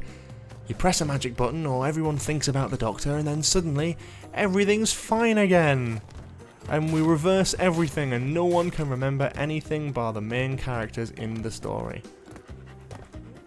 And it's just a bit like, nah, I don't know. I don't like that, and you can be nitpicky about that, but, you know, you choose not to be because you just want to have fun with it. And for some of it, you kind of have to do that. But then with The Timeless Child, I think there are some genuine things up for criticism. But the reason I always defended it is because Doctor Who's always had a bit of some stupid decisions made for the scripts and stuff. And that's fine. Like, I don't mind that the guy sacrificed himself at the end. I don't know why people minded that. The story, you know, he was fighting for the Cybermen all his life. It made sense that he was the guy to do it. And obviously the Doctor couldn't just fucking kill herself, could she? Because that would be fucking insane. There's some things that didn't, you know, people were like, oh, that doesn't make it, but I'm like, it does. If you think about it, it makes sense. It's just, you just have to think about it. Yeah, and I agree with what you said, Dan, as well, where it's like, if they planned the 3 series out better, it could have worked. But I even said, like, I said, like, I did a video about this ages ago, and I stand by it. Yaz should not have joined the TARDIS team in Series 11. She should have joined Resolution. Right, because they came out of Sheffield so many times. Have Yaz in all the Sheffield episodes as their sort of friend. Because, like, none of the companions were ever supposed to come with the Doctor initially. Right? They were never supposed to go with the Doctor initially. They were never supposed to. They would help her leave, help her find her TARDIS. And then... altogether, they just sort of disappear. I'm dead. And they all got zapped into space. You know? And that was it. If they'd had, if it was just Ryan and Graham that did that, and Yaz was off doing something else in Sheffield, she had stuff to do, so she couldn't help with the TARDIS thing. And then they all disappear, and Yaz is like investigating like the disappearance, and then they come back. A little bit like Series 1 of Doctor Who with like Rose disappearing, but with one of the actual main characters being a police officer, it adds a little bit of urgency to it. You get Arachnids in the UK, which Yaz is also in. And then they all kind of go away. She just misses the TARDIS, maybe. Or something happens which gets the TARDIS to go away, setting up the Saranga conundrum. And they have the whole series arc focused around Graham and Ryan and their grief with Grace dying in the first episode. And then Yaz joins for Resolution. And then joins the TARDIS team at the end. And at the end of that, Ryan leaves the TARDIS team to go with his dad. Yaz joins the TARDIS team, and then it's Yaz and Graham in Series 12. And at the end of Series 12, and all these Sheffield episodes Ryan can come back for, And then at the end of Series 12, we get Revolution of the Daleks, where Ryan and Graham are like moved back in together or something after the events of the Timeless Child, and then they've gone a new whole like relationship. They're a lot like better. They obviously established themselves in Series 11, but having that time at home with Graham now stuck at home without being able to travel, that enforces the decision in the same way that it does in Revolution of the Daleks. Exactly the same template, but what you're doing is you're just removing one companion from each series in a really natural fucking way, and it also helps use the world building.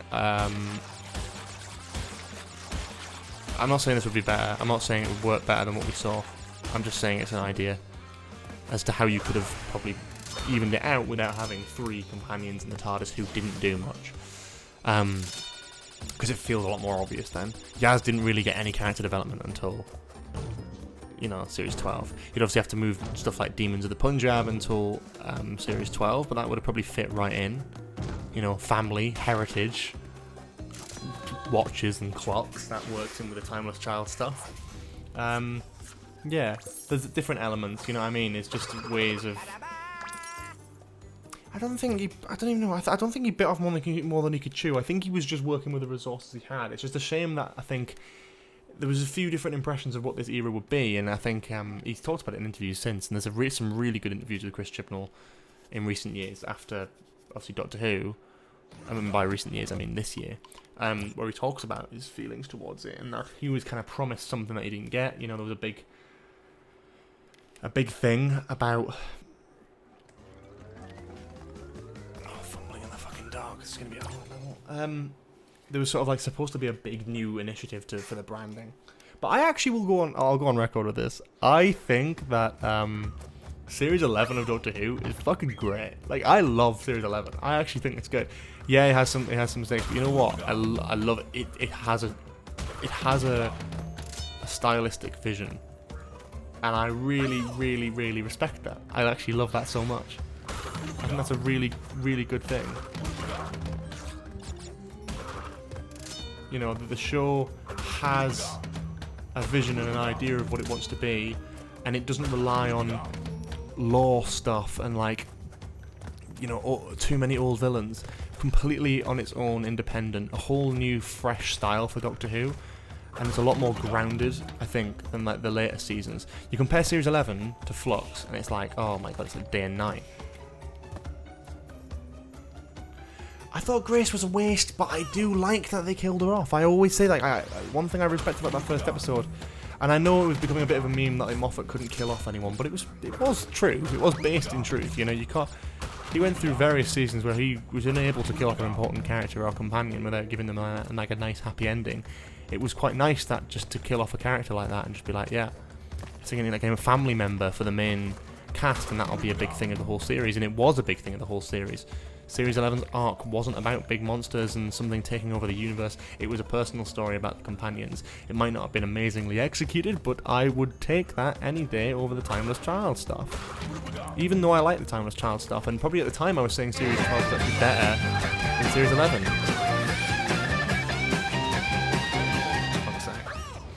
There's a lot of cringe moments and stuff, and I do appreciate that, honestly. But something I'll always come to respect, actually, over time, I think Series 11 will age the best.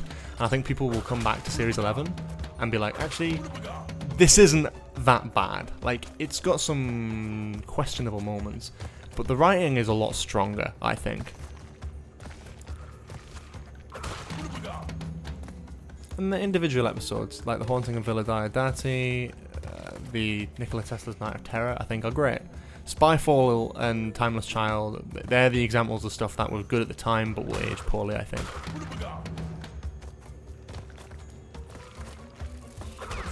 It's just how it is.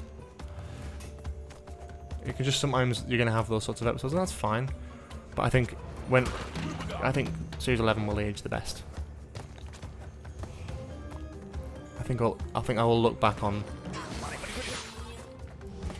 God, I can't believe I survived that. Oh, that's silly.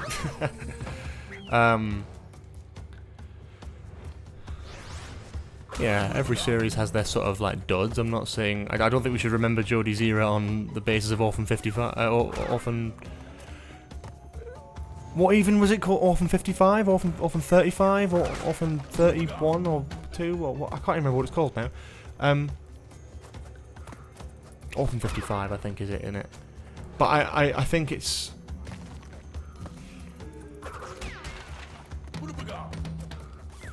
Yeah, and that's true, but I would also consider, again, giving Series 11 another chance and revisiting it now Jodie's era is done, and just how refreshing it is to just watch Doctor Who stories that aren't like connected to this massive, grandiose story. Because I quite like Doctor Who just, again, being that kind of, a little bit like Monster of the Week kind of thing sometimes. Obviously you want like big arcs and big important things, and I would have preferred the personal side of Graham and Ryan's grief with Grace would have been more interestingly handled. Obviously. But do I think it's bad? No, not really. I think it's actually pretty good. And I enjoyed it at the time, and I stand by that. It was never a... Yeah.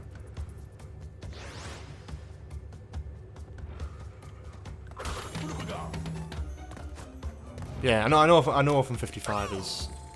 That's 12. I'm confused.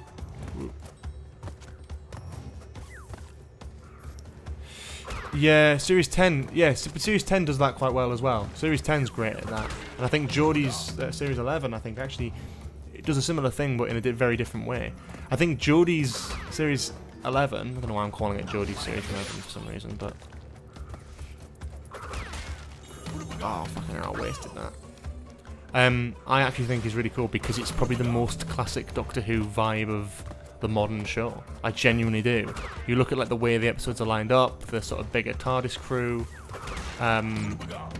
you know, the more focus on what the Doctor's doing opposed to what the companions are doing. I think there's a really cool balance of stuff there. I knew I'd fucked that up. I knew, because I knew there was a hole before it. Series 10 is cool, but it is still very in that modern Who vibe, and I love Series 10. It's probably one of the best series. And I like it because it is that sort of self-contained idea.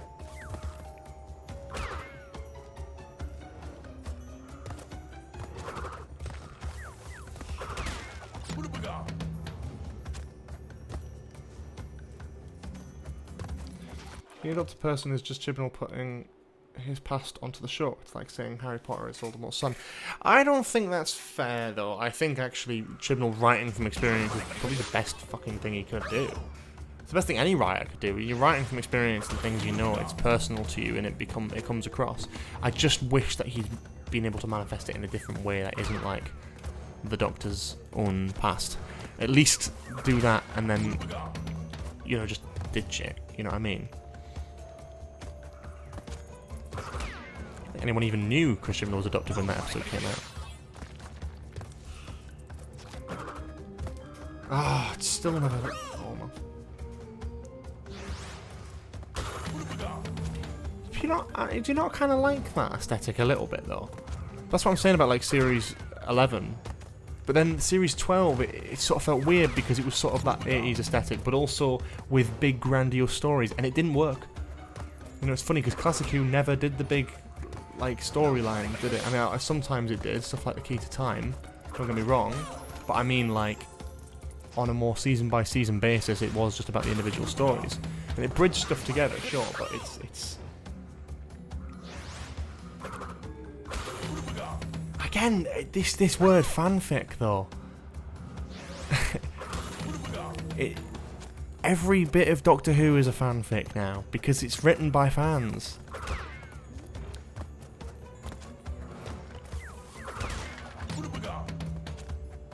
It just feels like a fucking spider.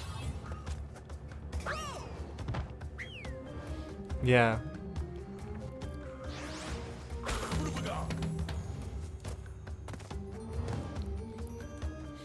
But I think that it wasn't explored, though. That's the thing. And I think that's what you have to consider as well. Like, annoying as it is, it was ditched. You know what I mean? The idea was ditched and it wasn't explored. You didn't really see anything of it. You still don't really know what the crack is. So the mystery, in a way, is still there. It's maybe not as fun as it was before, but it's still there. And you can kind of just forget about it. The Timeless Child is, if anything, disaster-proof because you can kind of avoid it in your watching of Doctor Who and kind of like not think about that because you can sort of explain stuff away. Like, you know, like Ruth, the Ruth Doctor, could be a future Doctor who's had her mind wiped and removed of the 13th Doctor completely. You could just say that. Mind wipes happen in Doctor Who all the time. Just look at the 101 fucking River Song box sets for Big Finish, where she meets every fucking conceivable Doctor. Mind wipes have to happen in Doctor Who to retcon stuff in that you like. Now, if you don't want the Timeless Child to be canon, but you want to still enjoy it, I think the Ruth Doctor can be a future Doctor. I think the Ruth Doctor can be between the 2nd Doctor and the 3rd Doctor. It's whatever you fancy. I hate this fucking level. Yes!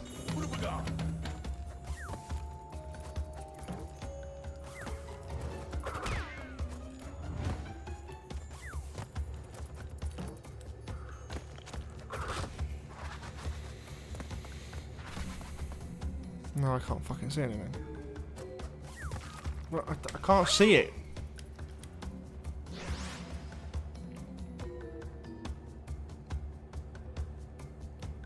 One of the reasons as to why Series 1 is so good is down to Big Finish. I don't know what you mean in regards to what, like Series 1 of Doctor Who. I'm not a Big Finish fan, but I understand they're good. Look, this is what I mean. It's like there probably are some fantastic stories in there, and everything I've seen from Big Finish I've enjoyed. But my point and example with Big Finish is that how does it make? Well, yeah, no, that's true. I mean the modern Big Finish stuff. I don't mean like the Wilderness Years stuff. I can appreciate that because the show wasn't on. The problem now I have is now we've got like 101 box sets of David Tennant doing stuff as the Doctor, and we're gonna get even fucking more once he's the 14th Doctor as well. The mystery of Eccleston's Doctor being one of the shortest in the runs, that the excitement of him coming back is reduced when he's done 20 9th Doctor adventure box sets. You know what I mean? I just think it removes the impact a little bit. And that's fair enough if you're a fan of that, and that's cool. I don't know. And then you get like River Song box sets, and it's like River Song meets the 8th Doctor, River Song meets the 6th Doctor, River Song meets the 7th Doctor, the 5th Doctor. It's like River Song never met these Doctors really in the show, but we're sort of retconning it in, despite the fact that David Tennant doesn't recognise her at all. So every single time you do a story like this, you have to do a mind wipe to retcon it, and it's stuff like that that annoys me, you know? Different characters meeting different characters. Some stuff exploring is great, like the young War Doctor stuff. Excellent idea, an era we're never gonna see. You know, Paul McGann, excellent idea, because it's an era we're never gonna fucking see, unfortunately.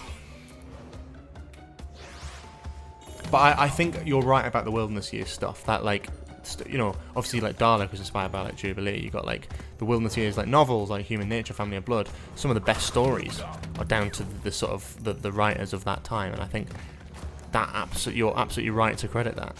I just think that Big Finish as it is now, where they're releasing like more than like monthly stories for the show, when you've got stuff like that, you know, I mean, it's just got 9th Doctor, the 10th Doctor, like, you know, Time Lord Victorious, and then the 10th Doctor, like, Chronicles, and then Out of Time, where the 10th Doctor just meets other Doctors.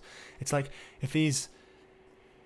It just makes it harder for the TV show as well. I don't think it should... I personally don't consider it canon, and I know that's just because I'm not a Big Finish fan, but also, how are you supposed to put that on anyone? Like, how can you bring a writer into, like, Doctor Who to write for the first time, and it's like, oh, by the way, here's 60 years of content to work from, plus all of these hundreds and hundreds of hours of audiobooks to keep to the canon of.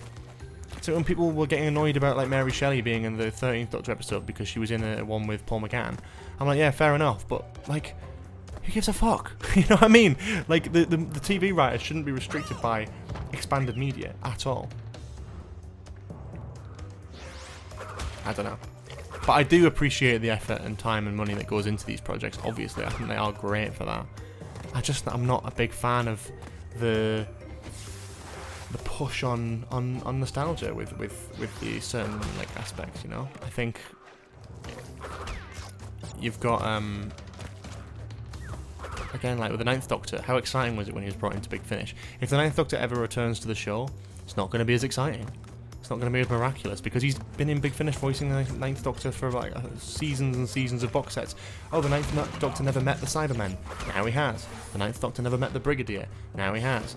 You know, the only thing that Eccleston probably won't do is a multi-Doctor special, and you know what? I'm fucking glad. I mean, maybe he will for the stuff this year. I don't know, but I'm hoping he won't. I'm just thinking like, oh, the Ninth Doctor meets this character meets this character. It's like, that's kind of what a lot of the stories are based around. Good or bad writing, I don't know. I've not listened to them. But it's like this latest box set, it's like River Songs, like last box set, she meets Jackie Tyler. Why?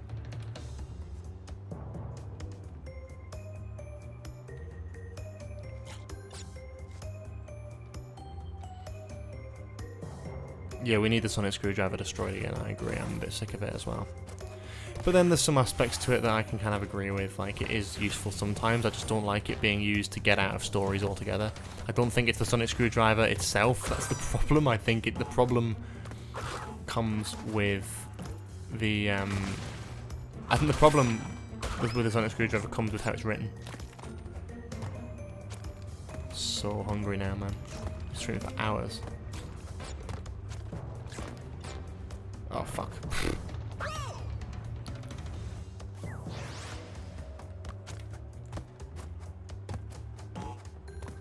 Yeah, it should, the Sonic Screwdriver shouldn't be written as a get-out-of-jail-free card for a story. Never. But it can be used to do stuff that would be boring to watch. Like, I don't know, like opening fucking doors. Unscrewing screws, like solving small problems. Like, when you're trying to tell a story in like a 40-minute format for TV, you don't want like a locked door to be an issue. And you're going to have things where it's like, oh, big important bases. Oh, why are none of the doors locked? That's really weird. The Sonic Screwdriver is great for that. And because of the way it's been built in New Who, like, I don't see any conceivable possibility where the Sonic Screwdriver won't be in the show. I just don't see them doing it. I genuinely just don't think they're brave enough to get rid of it. Also, nice merch.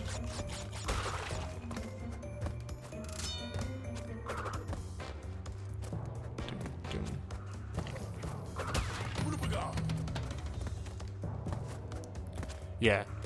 The runtime is also down to that as well. Yeah, you're completely right. I'd love the runtime to be a bit longer for Doctor Who.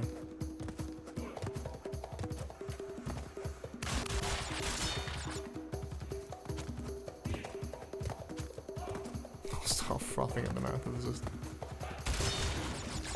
Exactly, yeah. It's that sort of stuff that I fucking just...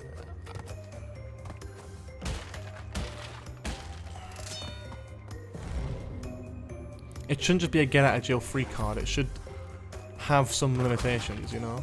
It should be used for what it's supposed to be used for, and nothing else.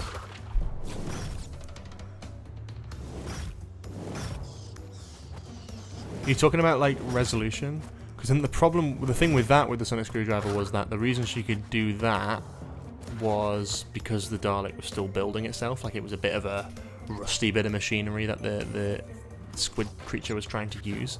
So it was like jamming the connection between the squid and the Dalek casing. Which makes sense in the context of the story, for fuck's sake. That makes sense within the context of the story, and obviously explains also why the Doctor's never done that before. I don't know. I just think there's some things with Doctor Who where it's like, and I think that Big Finish is like my thing. Like, if the TV show was written like Big Finish is, it would just be really like, oh, I've done it again, for fuck's sake.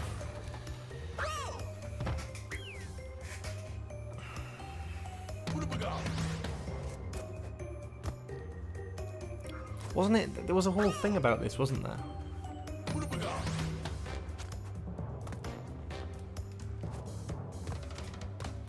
Again, though, didn't she go to like didn't the Dalek creature go to like a black archive kind of thing? I think it even logged on to the black archive in Resolution, didn't it, to find out like a secure location of where Dalek parts would be. So I can forgive that because within the story that kind of has some sort of visual reference as to why she's going to this place and then and where she's going. But beyond that, yeah, beyond that, fair enough. The rockets I don't really get, but I suppose the rockets and the Dalek machinery could all just be in that weapons vault that they robbed.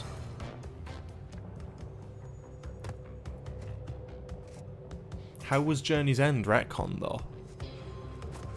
I suppose there's been like so many Dalek attacks on Earth though. I mean, you've got... I fucked this up. You've got like, you know, Remembrance obviously. Dalek Invasion Universe in the future I suppose, wouldn't it? But Remembrance, that's the big thing in Classic Who. You've got... probably not Doomsday. I don't know if the Daleks died then. But... yeah, I don't really know about... I don't know about Journey's End being retcon though. Oh, I suppose that makes sense. But then, yeah, so stuff like Journey's End got wiped, but then I thought that was more like localized, like with Amy and stuff. I don't know. It's a good question. I think every showrunner should have their point of reference. Yeah, you're right. But I honestly think that's more on Russell. Fuck's sake. I think that's actually more on Russell for making such a big event that's like...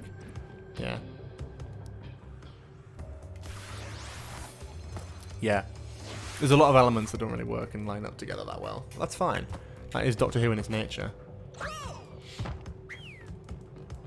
But I would say Journey's End just is still canon. It did still happen. That was Moffat's explanation. That's on him.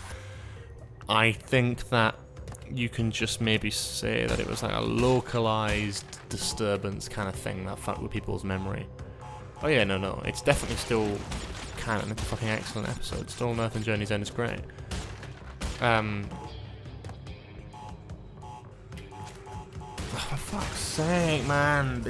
I've done this before as well. It's really fucking annoying then. I'm tired and hungry now. Start streaming at 2.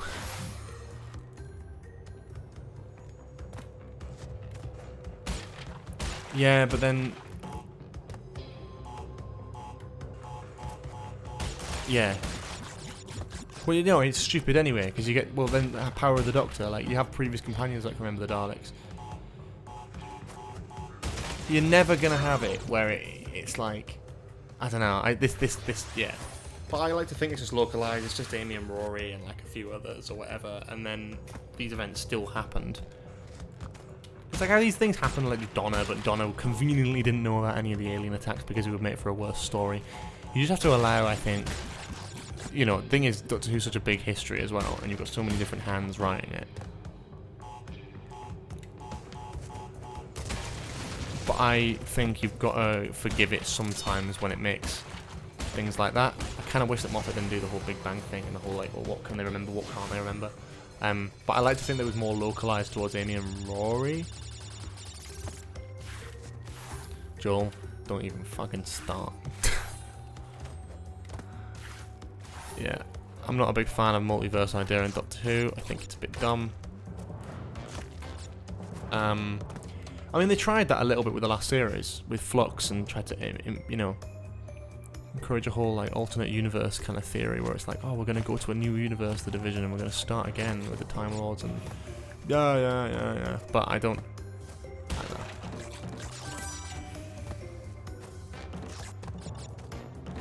But I don't want them to use a get out of jail free card. I don't want them to have to explain things like that. I just think that the thing is, the important thing about the crack weapon too is that because it was about Amy not remembering stuff, it was about that story, and it was about Amy Pond not knowing, you know, what's about the Daleks, and not knowing her parents, and not, you know,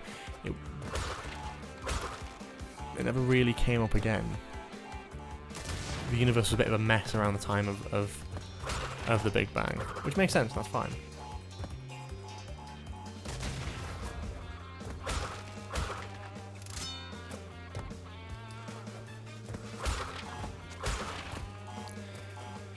It would be nice if in Revolution if the people would riot because they know what the defense drones were, just Daleks.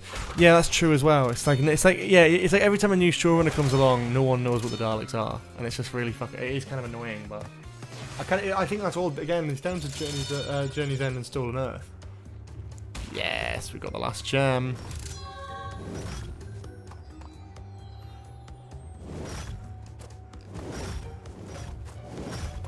There we go. Fantastic. Cool, cool, cool. So that means we've got every single gem in the game now. Very exciting stuff. 26, which puts us at 96% completion. It's really exciting.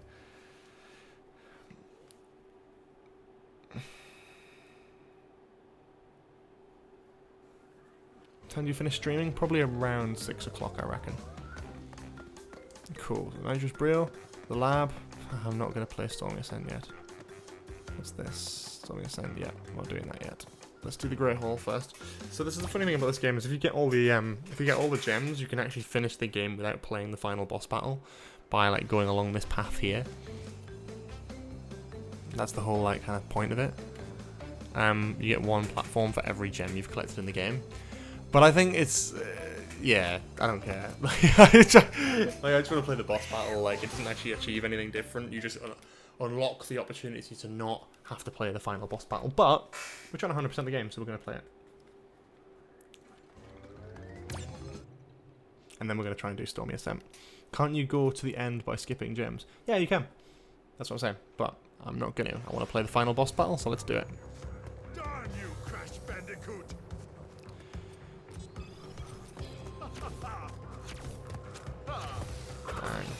This is very doom doom doom doom doom. The music in this is fucking great.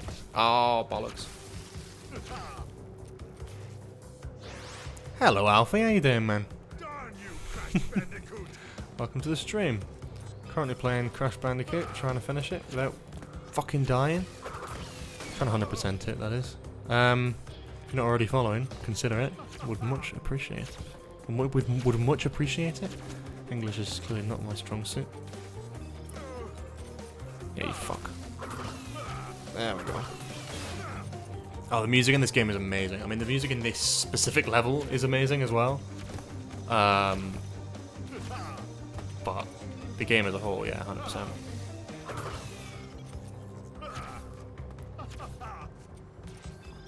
Hate this shit. Oh, you fuck! Oh. It's so bloody hard to actually kill this fucker.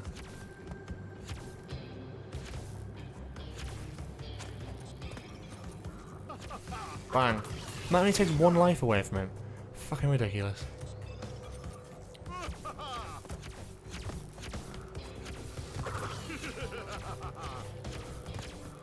I think I've got it though, to be fair. Just have to not die in this last bit here. Oh, that's class. Just one shot. Got distracted watching you jump on blocks. There we go. Thank you, Alfie, for the follow. Much appreciated. Yeah, it's a good game. I love a bit of Crash Bandicoot. Now, we've got about 20 minutes. Let's try and finish the hardest fucking level of the game. A level that was, for those who don't know, Stormy Ascent was never included in the original game because the developers deemed it too hard. So we've got 26 out of 26 gems, 2 keys, 100% completion of the game basically. But what we haven't played is Stormy Ascent. It's a bonus DLC level, so I'm going to do that right now and play that. Because it'll be fun. But this is the hardest level of the game, I think. That's because it wasn't in the original game. This is like an extra bonus challenge, but I don't see myself 100% completing it unless I've done this bloody level. And I have to just do the whole thing without dying, but I've got enough lives. It's not a coloured gem. I can die as many times as I want, so long as I get every box. It should be fine.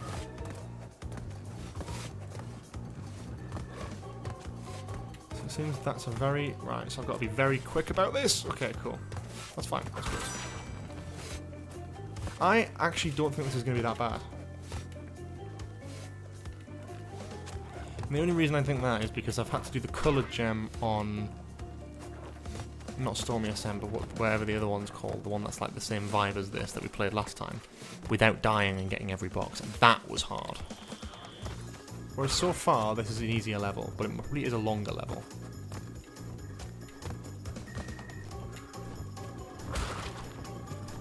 And I'm trying to do it in one. That's my aim here. I reckon I've got a chance. Are you going to do that? I'm not a fan of Wrath of Cortex. I quite like Wrath of Cortex. Console or PC? This is console. I'm playing on Nintendo Switch. Oh, for fuck's sake. Yeah, I'm playing on Nintendo Switch. Looped into my PC monitor. Love a good old Elgato. This is fucking ridiculous, these platforms. Okay, cool. Twin Sanity is miles better, yeah. Although I think Wrath of Cortex is probably held up better in the long run in terms of especially like emulation. But Twin Sanity is like a childhood favourite of mine. Like I like it more for nostalgia purposes than anything else. Oh, I could have made that jump. Oh shit, I missed the timings, that completely fucked. Shit. Oh well, I died.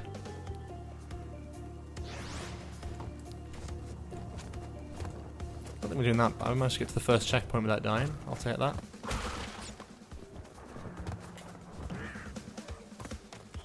Oh yeah, the vehicle sections can get a bit tedious. There we go. Dun, dun, dun, dun, dun, dun, dun, dun. Oh shit. That's cool. It's just timings though. I think once you know the timings, you're fine. Shouldn't have to worry. Yeah, I fucked that up though. That was pretty bad. The jelly hasn't set. Jelly shouldn't run, it should wobble. Fuck's sake. Stop messing with Deirdre's trifle. Come on, we're better than that.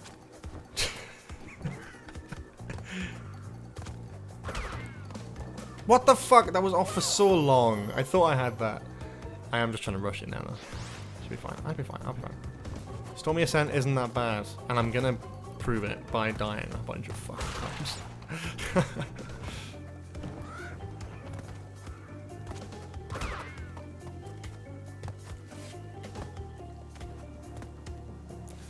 That trifle tasted delicious, thank you. Very tasty. Very yummy. Deirdre makes a good trifle, bless her. Oh, welcome, Rathman. Yes, we are doing Stormy Ascent. We've just finished the game, basically got every gem imaginable, and now we are finishing off by playing a level that wasn't even fucking included on the original game, it was too hard. But I'm trying to prove that it's not that bad, but I keep dying. I keep dying at the same bit as well. Stormy Ascent's a famously difficult level. You know, I like it. I like a challenge. I'm alright with the Crash 3 relics. I'll be interested to see if we end up doing time trials for this. Maybe I'll, fucking timings of that. Maybe I'll do the relics for this one next week, or maybe we'll play a new game. I'm not sure. I'm still trying to work out what we're going to do next week.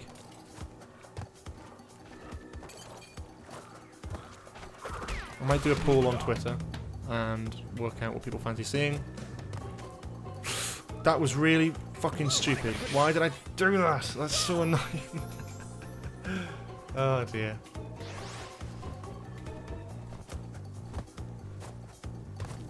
Good luck with the ascent, that is Stormy. Thank you very much. Sonic 06, Sonic Forces. I've never played either.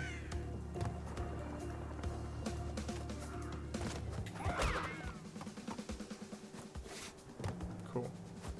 Patience with that one. Patience, that's the key.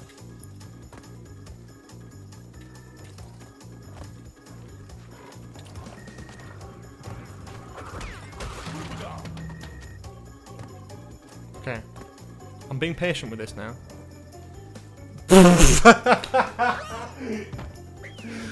Being patient so I can just fucking throw myself off. It's just one bit I'm struggling with. I don't know what the timing is and what I'm supposed to jump on, really. I'm trying to work it out, though. We're getting there. We're getting there. Fuck off. Every time. Every time.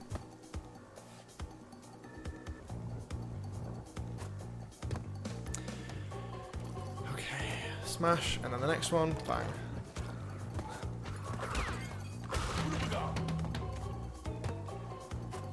I'm trying to work out what I can jump on. That big one at the top there, I can probably jump on. Oh, just missed it. Next time round, though, probably. I know what I'm doing now.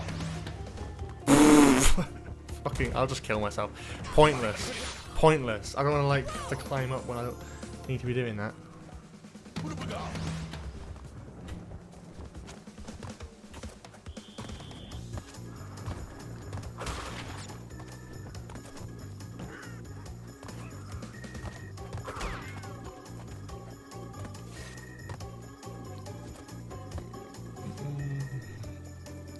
Mazes of time. I don't know what that is. You'll have to explain that one to me. Oh, I fucked it up so badly the other time. What am I doing? That was such shit.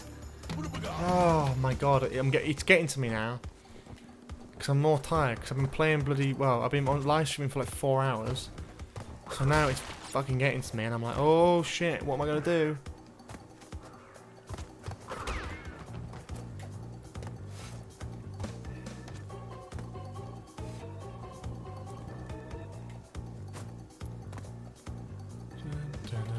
Right, smash, and then this time, there we go. Right, fine. I think I'm fine now. I think I'm fine. Fuck off with that shit. That's bullshit. Come on now. I can't be fucked with that.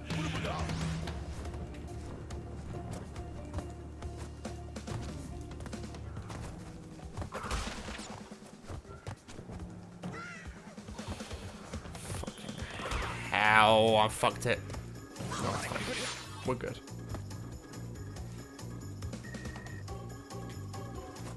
Oh, but Doctor Who mobile game, stealth and push blocks. You know, that actually rings a bell. I might have played that, you know. But you can't get it anymore, I presume. Oh, that's giving me a checkpoint because I'm so shit at the level. I do like that about this game. Oh, and then, like, the first time I get a checkpoint, I do it anyway, so it's fine. Fucking hell, at least I managed to work out what it was this time. Bang. Bang. Cool.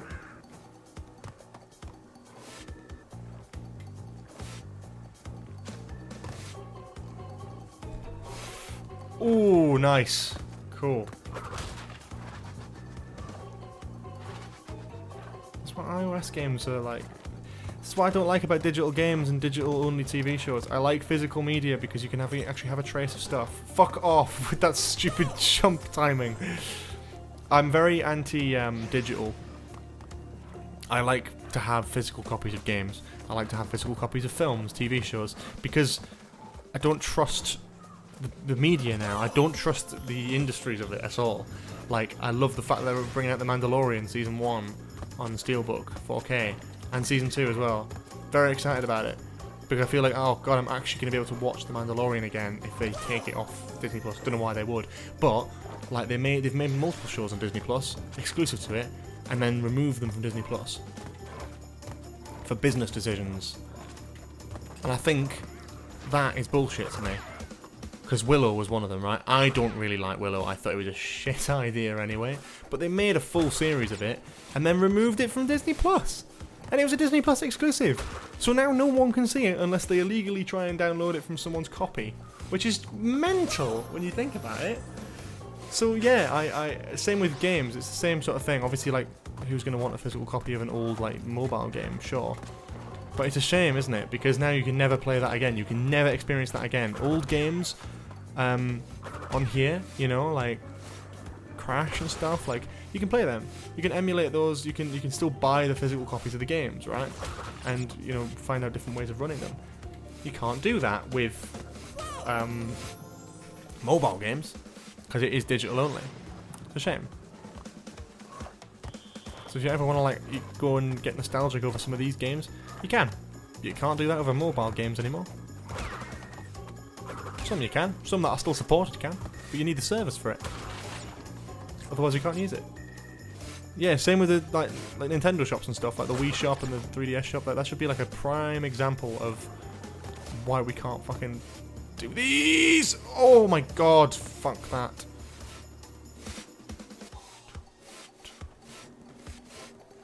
Fucking, that is bollocks, man.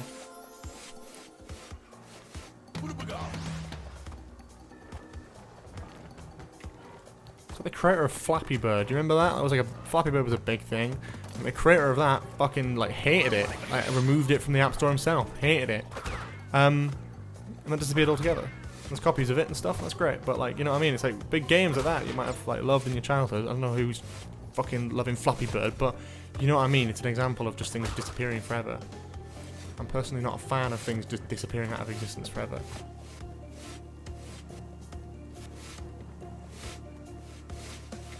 I think this I should be fine just to go. There we go. I thought it's a bit of a trick, innit?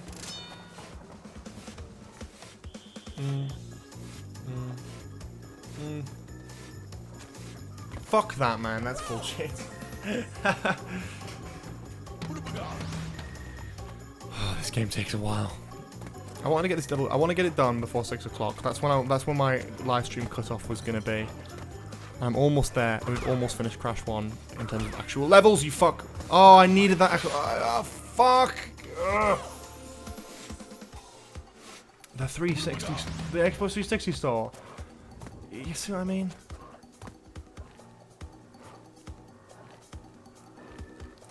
Yeah, I get that though. But if they're actually releasing the games, I'm doing it again. I'm being shit at the game. I'm sick of being shit at this game. Oh, fuck's sake. I don't mind if they actually re-release them though. Make things available on modern consoles, you know. There is money to be made in old video games. Don't just abandon stuff. Repurpose it. Or allow yourself to be able to play backward compatible games. There's no reason, like, why can't all Xbox 360 games be played on modern consoles? Some can, not all of them. Why not?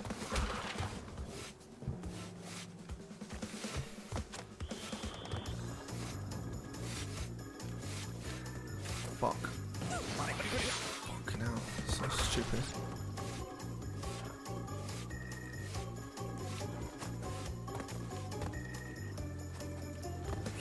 Oh, I should have run earlier, you fucking idiot. What are you doing?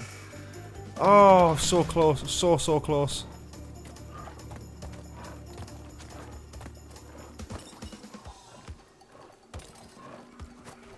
Fuck.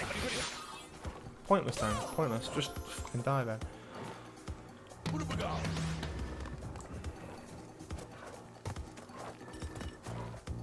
Oh, I'm only 15 fucking boxes in.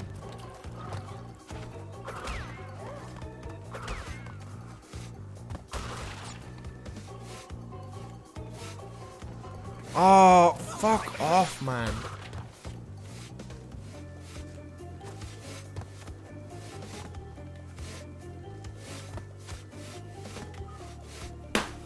What the fuck are you... What do you expect me to do then? It's worked every other bloody time.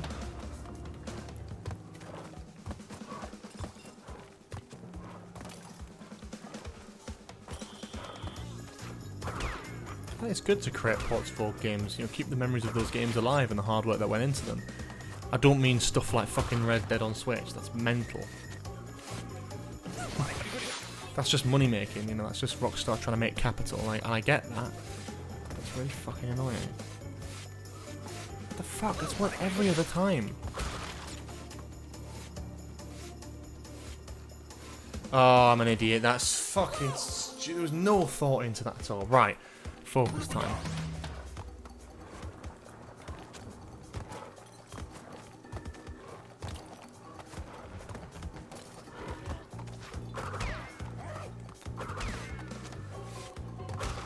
Let's try and get past this bit by focusing, not talking.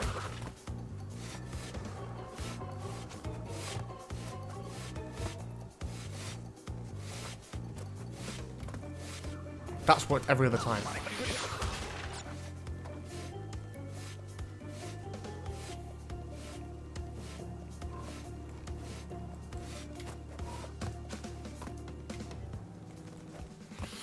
Yes! Fucking Christ. Thank God for that.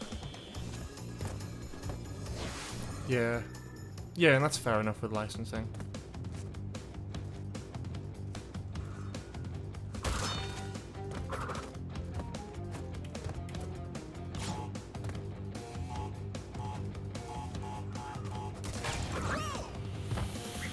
Okay, fair.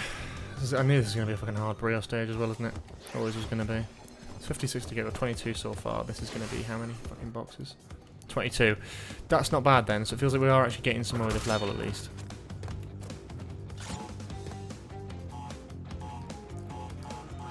just you can't get there quick enough. So annoying. They are on Steam. You just need a code to unlock them. Like, I have the adventure games on Steam way after they got removed from Steam. You have to find a code that still gives you them.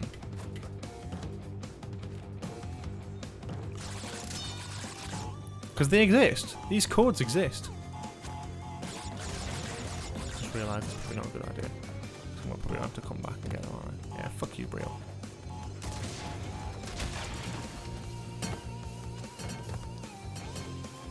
Really? Do they actually go for that much now? Oh, great.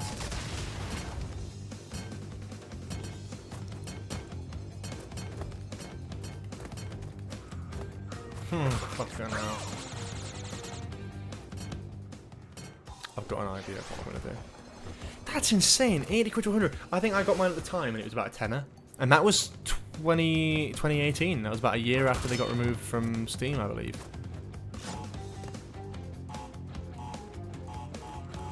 Ooh, just.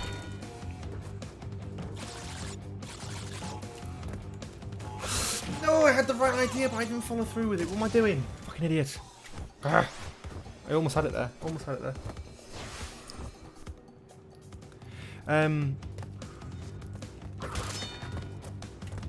Yeah.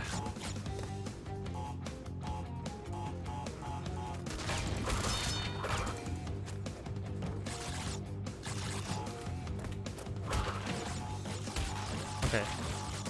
Cool. I think I've got it now.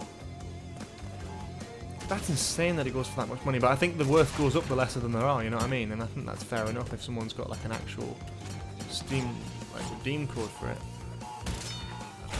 There's a fucking explosive there? Why is there an explosive there? Why? Why? No, there shouldn't be. That's really annoying. That's fucked up over everything I was trying to do. Oh my god. I knew I fucked that up urgent too early. Yeah, 80 quid to 100 is mad for the adventure games. I mean, they're good games, don't get me wrong. I think it's just nostalgia as well. To think they were originally free to download on the BBC website, people missed a fucking trick there, man. They should have just had copies of them. Because they still work. I just bought them on Steam while they had the chance. The thing is, they were there for years. It's funny because there's now more of a demand for them now they're gone. I bet nowhere near any people downloaded them when they were still there. On the BBC website. They didn't work on the BBC website for a while, to be fair. I remember they were still there and you couldn't download them and they just didn't work. But,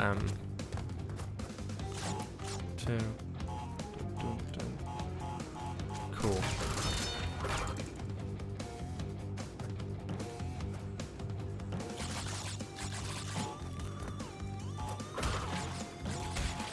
Okay. I think I know what I'm doing this time. Oh! Fun fact, this is completely original. Stormy Ascent didn't have a bonus stage. You fuck! Oh my god! Why am I doing... I hate this level! Oh, it's so raging, Jason. It's really raging, Jason, and it's not good. It's not good. Oh my god.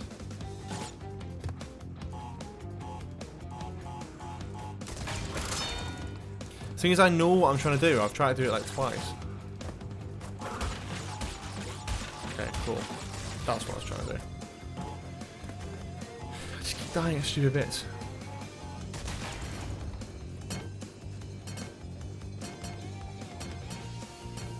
Oh. Why is this not...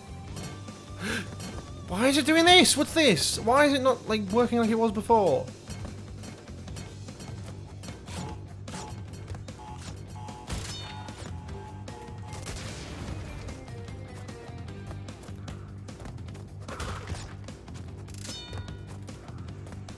How am I supposed to fucking do that then? You can't, you just can't. You can't do this. You physically cannot.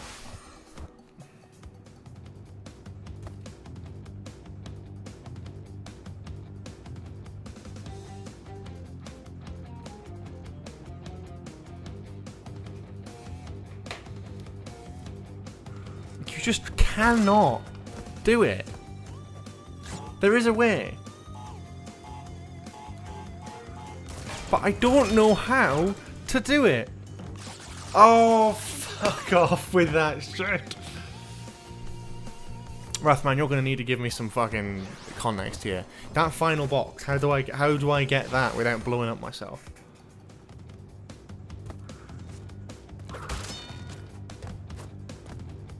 I shouldn't need Nakuaku, surely. Because that's an insane level of difficulty to expect on someone, and then to like have to start the level again.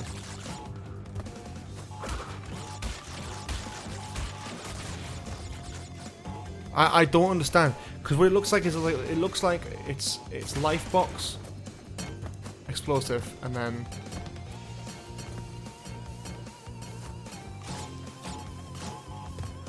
but how do I prime the fucking TNT? That's the thing I don't get.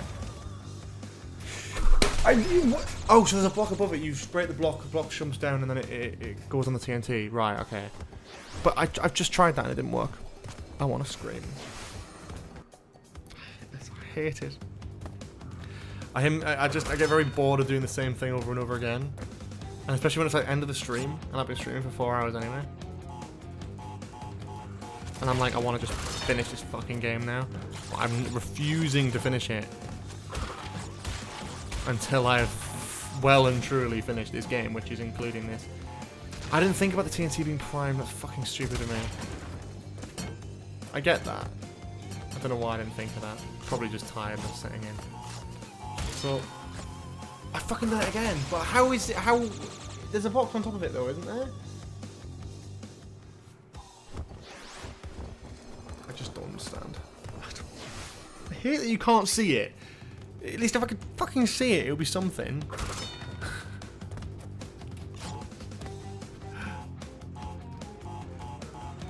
This is me full on raging now.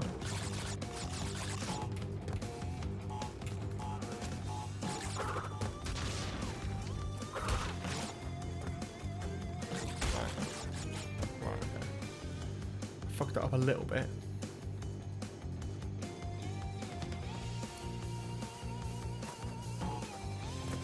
Spin into the box below instead of trying to hit the TNT, I think. But you can't just hit the one below in this, can you? You're going to end up hitting the TNT crate anyway. Fuck off anyway, I fucking... Can you? I thought you couldn't in this version. Like, I thought when you spin a bottom box, you spin the top two, no matter what. Like, that spins both of them, surely. If you stand still, you should be able to spin it without hitting the TNT above. Oh, this is... Right, I'm just making stupid fucking mistakes now. This is ridiculous. Okay. So, 1. Right, this time. This is the time.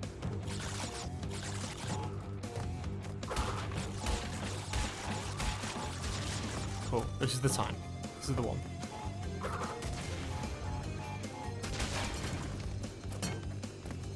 I just thought that was like a Crash 4 thing. I didn't think that was in the earlier games.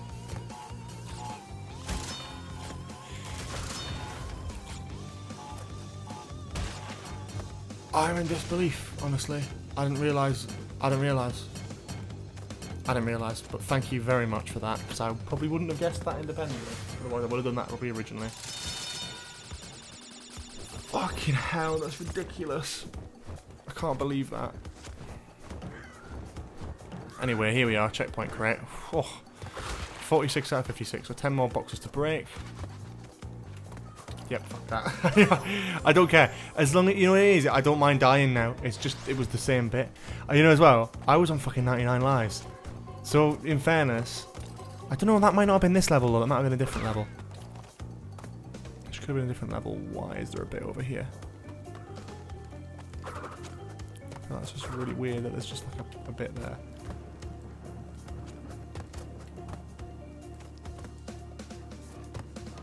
Okay.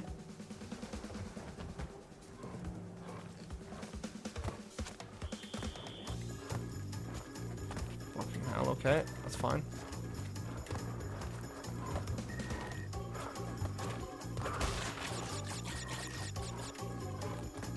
Cool. You're doing good now. The only way you'll be done with the game is if it crashed. I mean, if Crash 4 is the first to give it a clear, unique animation. I just always thought that you couldn't do that in the original games. I don't know why in my brain. Maybe there's something, a different feature in Crash 4 that I'm thinking of. But I swear that was never in these games. And it would also oh shit! It would also imply as well with the fact that there's a breakable crate above it that it might also be implying that you try and break the above crate for the metal one to fall on the TNT and set it off as well. Because that feature so far in this game has never been needed as like a thing. Like you've never had to have done the bottom crate spin only to get anywhere. Which you would have thought it would have educated you by now, so you could have done that. Unless that is the education on a level that didn't even fucking exist. Yeah, I remember this shit. Cool, that's fine. Oh shit, that was a fluke, honestly. I don't know how the fuck I did that. Bloody hell. Be patient and be delivered. Cool. I hate this one. Ooh, fuck. No, there's a way of doing that. There is a way of doing that. I can't remember what it is for the life of me, though. That's the thing. What the fuck? Where did that come from?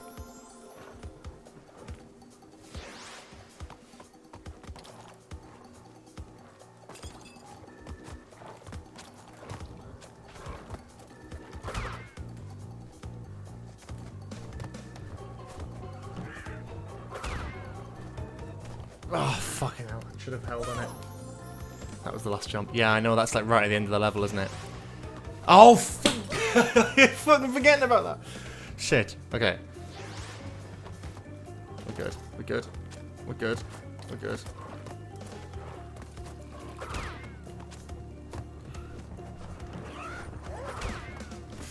No, I fucked it. No, I did fuck it. That's fucking stupid. Ugh, no. No, no, no. We're almost there. We're almost there. We're almost there.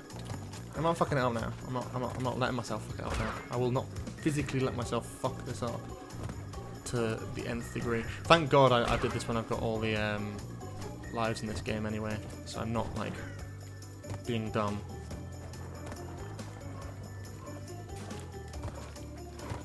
Okay, okay. And then this one, wait for it to be delivered. Yeah. I'm trying to work out the best point for me to do this jump. Let's just risk it. Risk it for a fucking biscuit! Jesus! No, not again.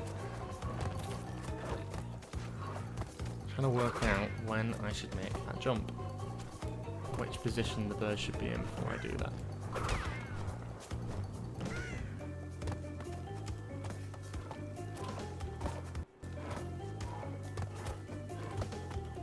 The music in these levels are good as well. Oh, hey, fuck. Nah, you can't reach the third bird if you do that. Right, so it has to be a bit further along then, surely. This is really annoying. It's just too difficult in certain places, man. And there's no boxes to break either, so like, if I run out of lives, I run out of fucking lives here. That's that. I fucked it up again here. I can't reach it, it's fine. Oh fuck, that's really annoying. My hands are really sweaty as well.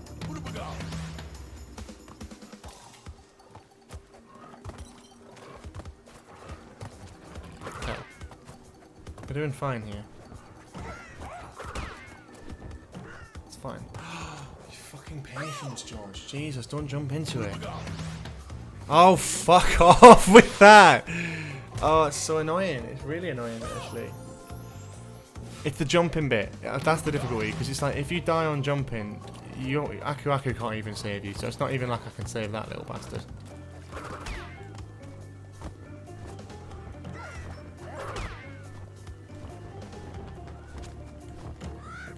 Okay, that's fine. That's all good. This is all fine, this bit up leading up to it. It's just...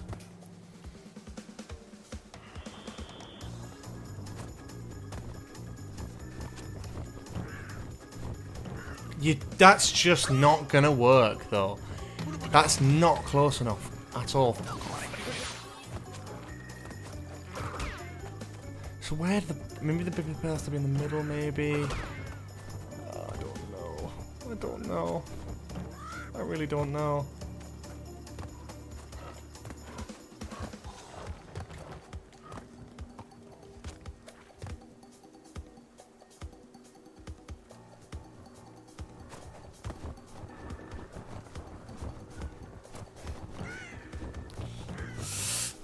Yes! Oh! Fuck yes! Please. I was gonna say, not a chance.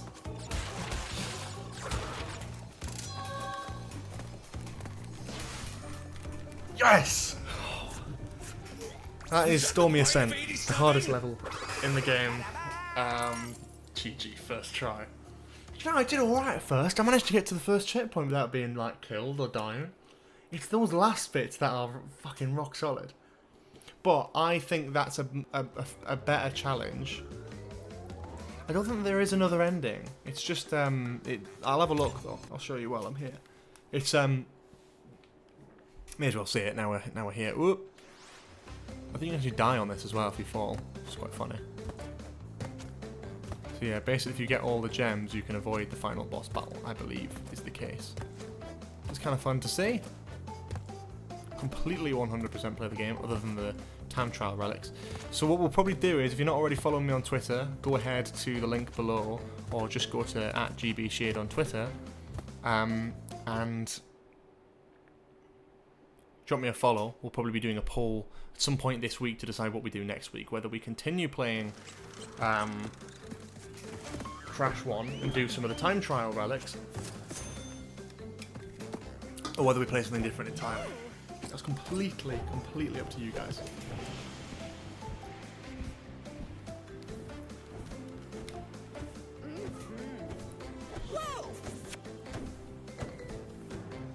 There we go. And there is the alternate ending. Papu Papu sold the ruins of Cortex Castle to a resort developer. He then used the proceeds to open a big and tall shop on the islands. Fucking hell. I didn't know this. After intense therapy and 8 years of higher education, Dr. Rue went to write a well-received book, Through the Eye of the Vortex, a study of rapid evolution and its consequences. Koala Kong moved to Hollywood and landed a motion picture deal of universal proportions. Currently he's working on a speech therapist to improve his diction. I didn't know any of this. Pinstripe moved to Chicago, where he now owns and operates a citywide sanitation company. He's saving money for his upcoming rejuvenational campaign? I don't know what that is. After his disappearance of his mentor, Dr. Nitrous Brio discovered his first love, tending bar. Ah, he's pouring drinks, making cocktails. The world has heard of nothing more of Cortex since Crashfall. There's plans that evil geniuses are harder to squash than cockroaches. Ooh, sequels. That's fun. I've actually never seen that. I thought I'd done this before, but I actually haven't, because I've never seen that ending. So that's really cool. So that is Crash Bandicoot 102% now with that extra gem, which is really exciting. No time trial relics quite yet, but we might give it a go at some point maybe. So check out the Twitter and obviously vote if you want to see that or don't want to see that. And then we'll decide what game we're going to play next week. I'm not really sure what we're going to do yet, but quite exciting either way. Funny how Crash 2 picks up from the non-100% ending though. Looks like they didn't expect people to complete Crash 1, probably, to be honest, yeah. I think it also made more sense with Cortex falling out of the sky. Yeah. It also even says, even in that ending there, it's like, oh, Cortex just disappeared. So it's like, there's still like a sort of disappearance kind of thing. So maybe just one day he did just fall out of his blimp or something.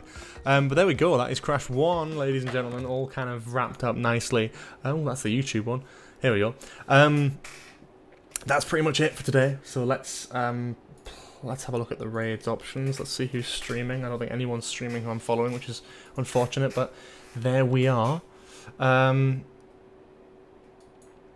Yeah, thanks for joining. We'll probably... I'm going to quickly check if I can raid anyone else, but we might not because we haven't really got many. We haven't actually got any. Is Red Archer alive? No, he's not, man. Usually is. It's sad. Cool. We might just wrap that up there without a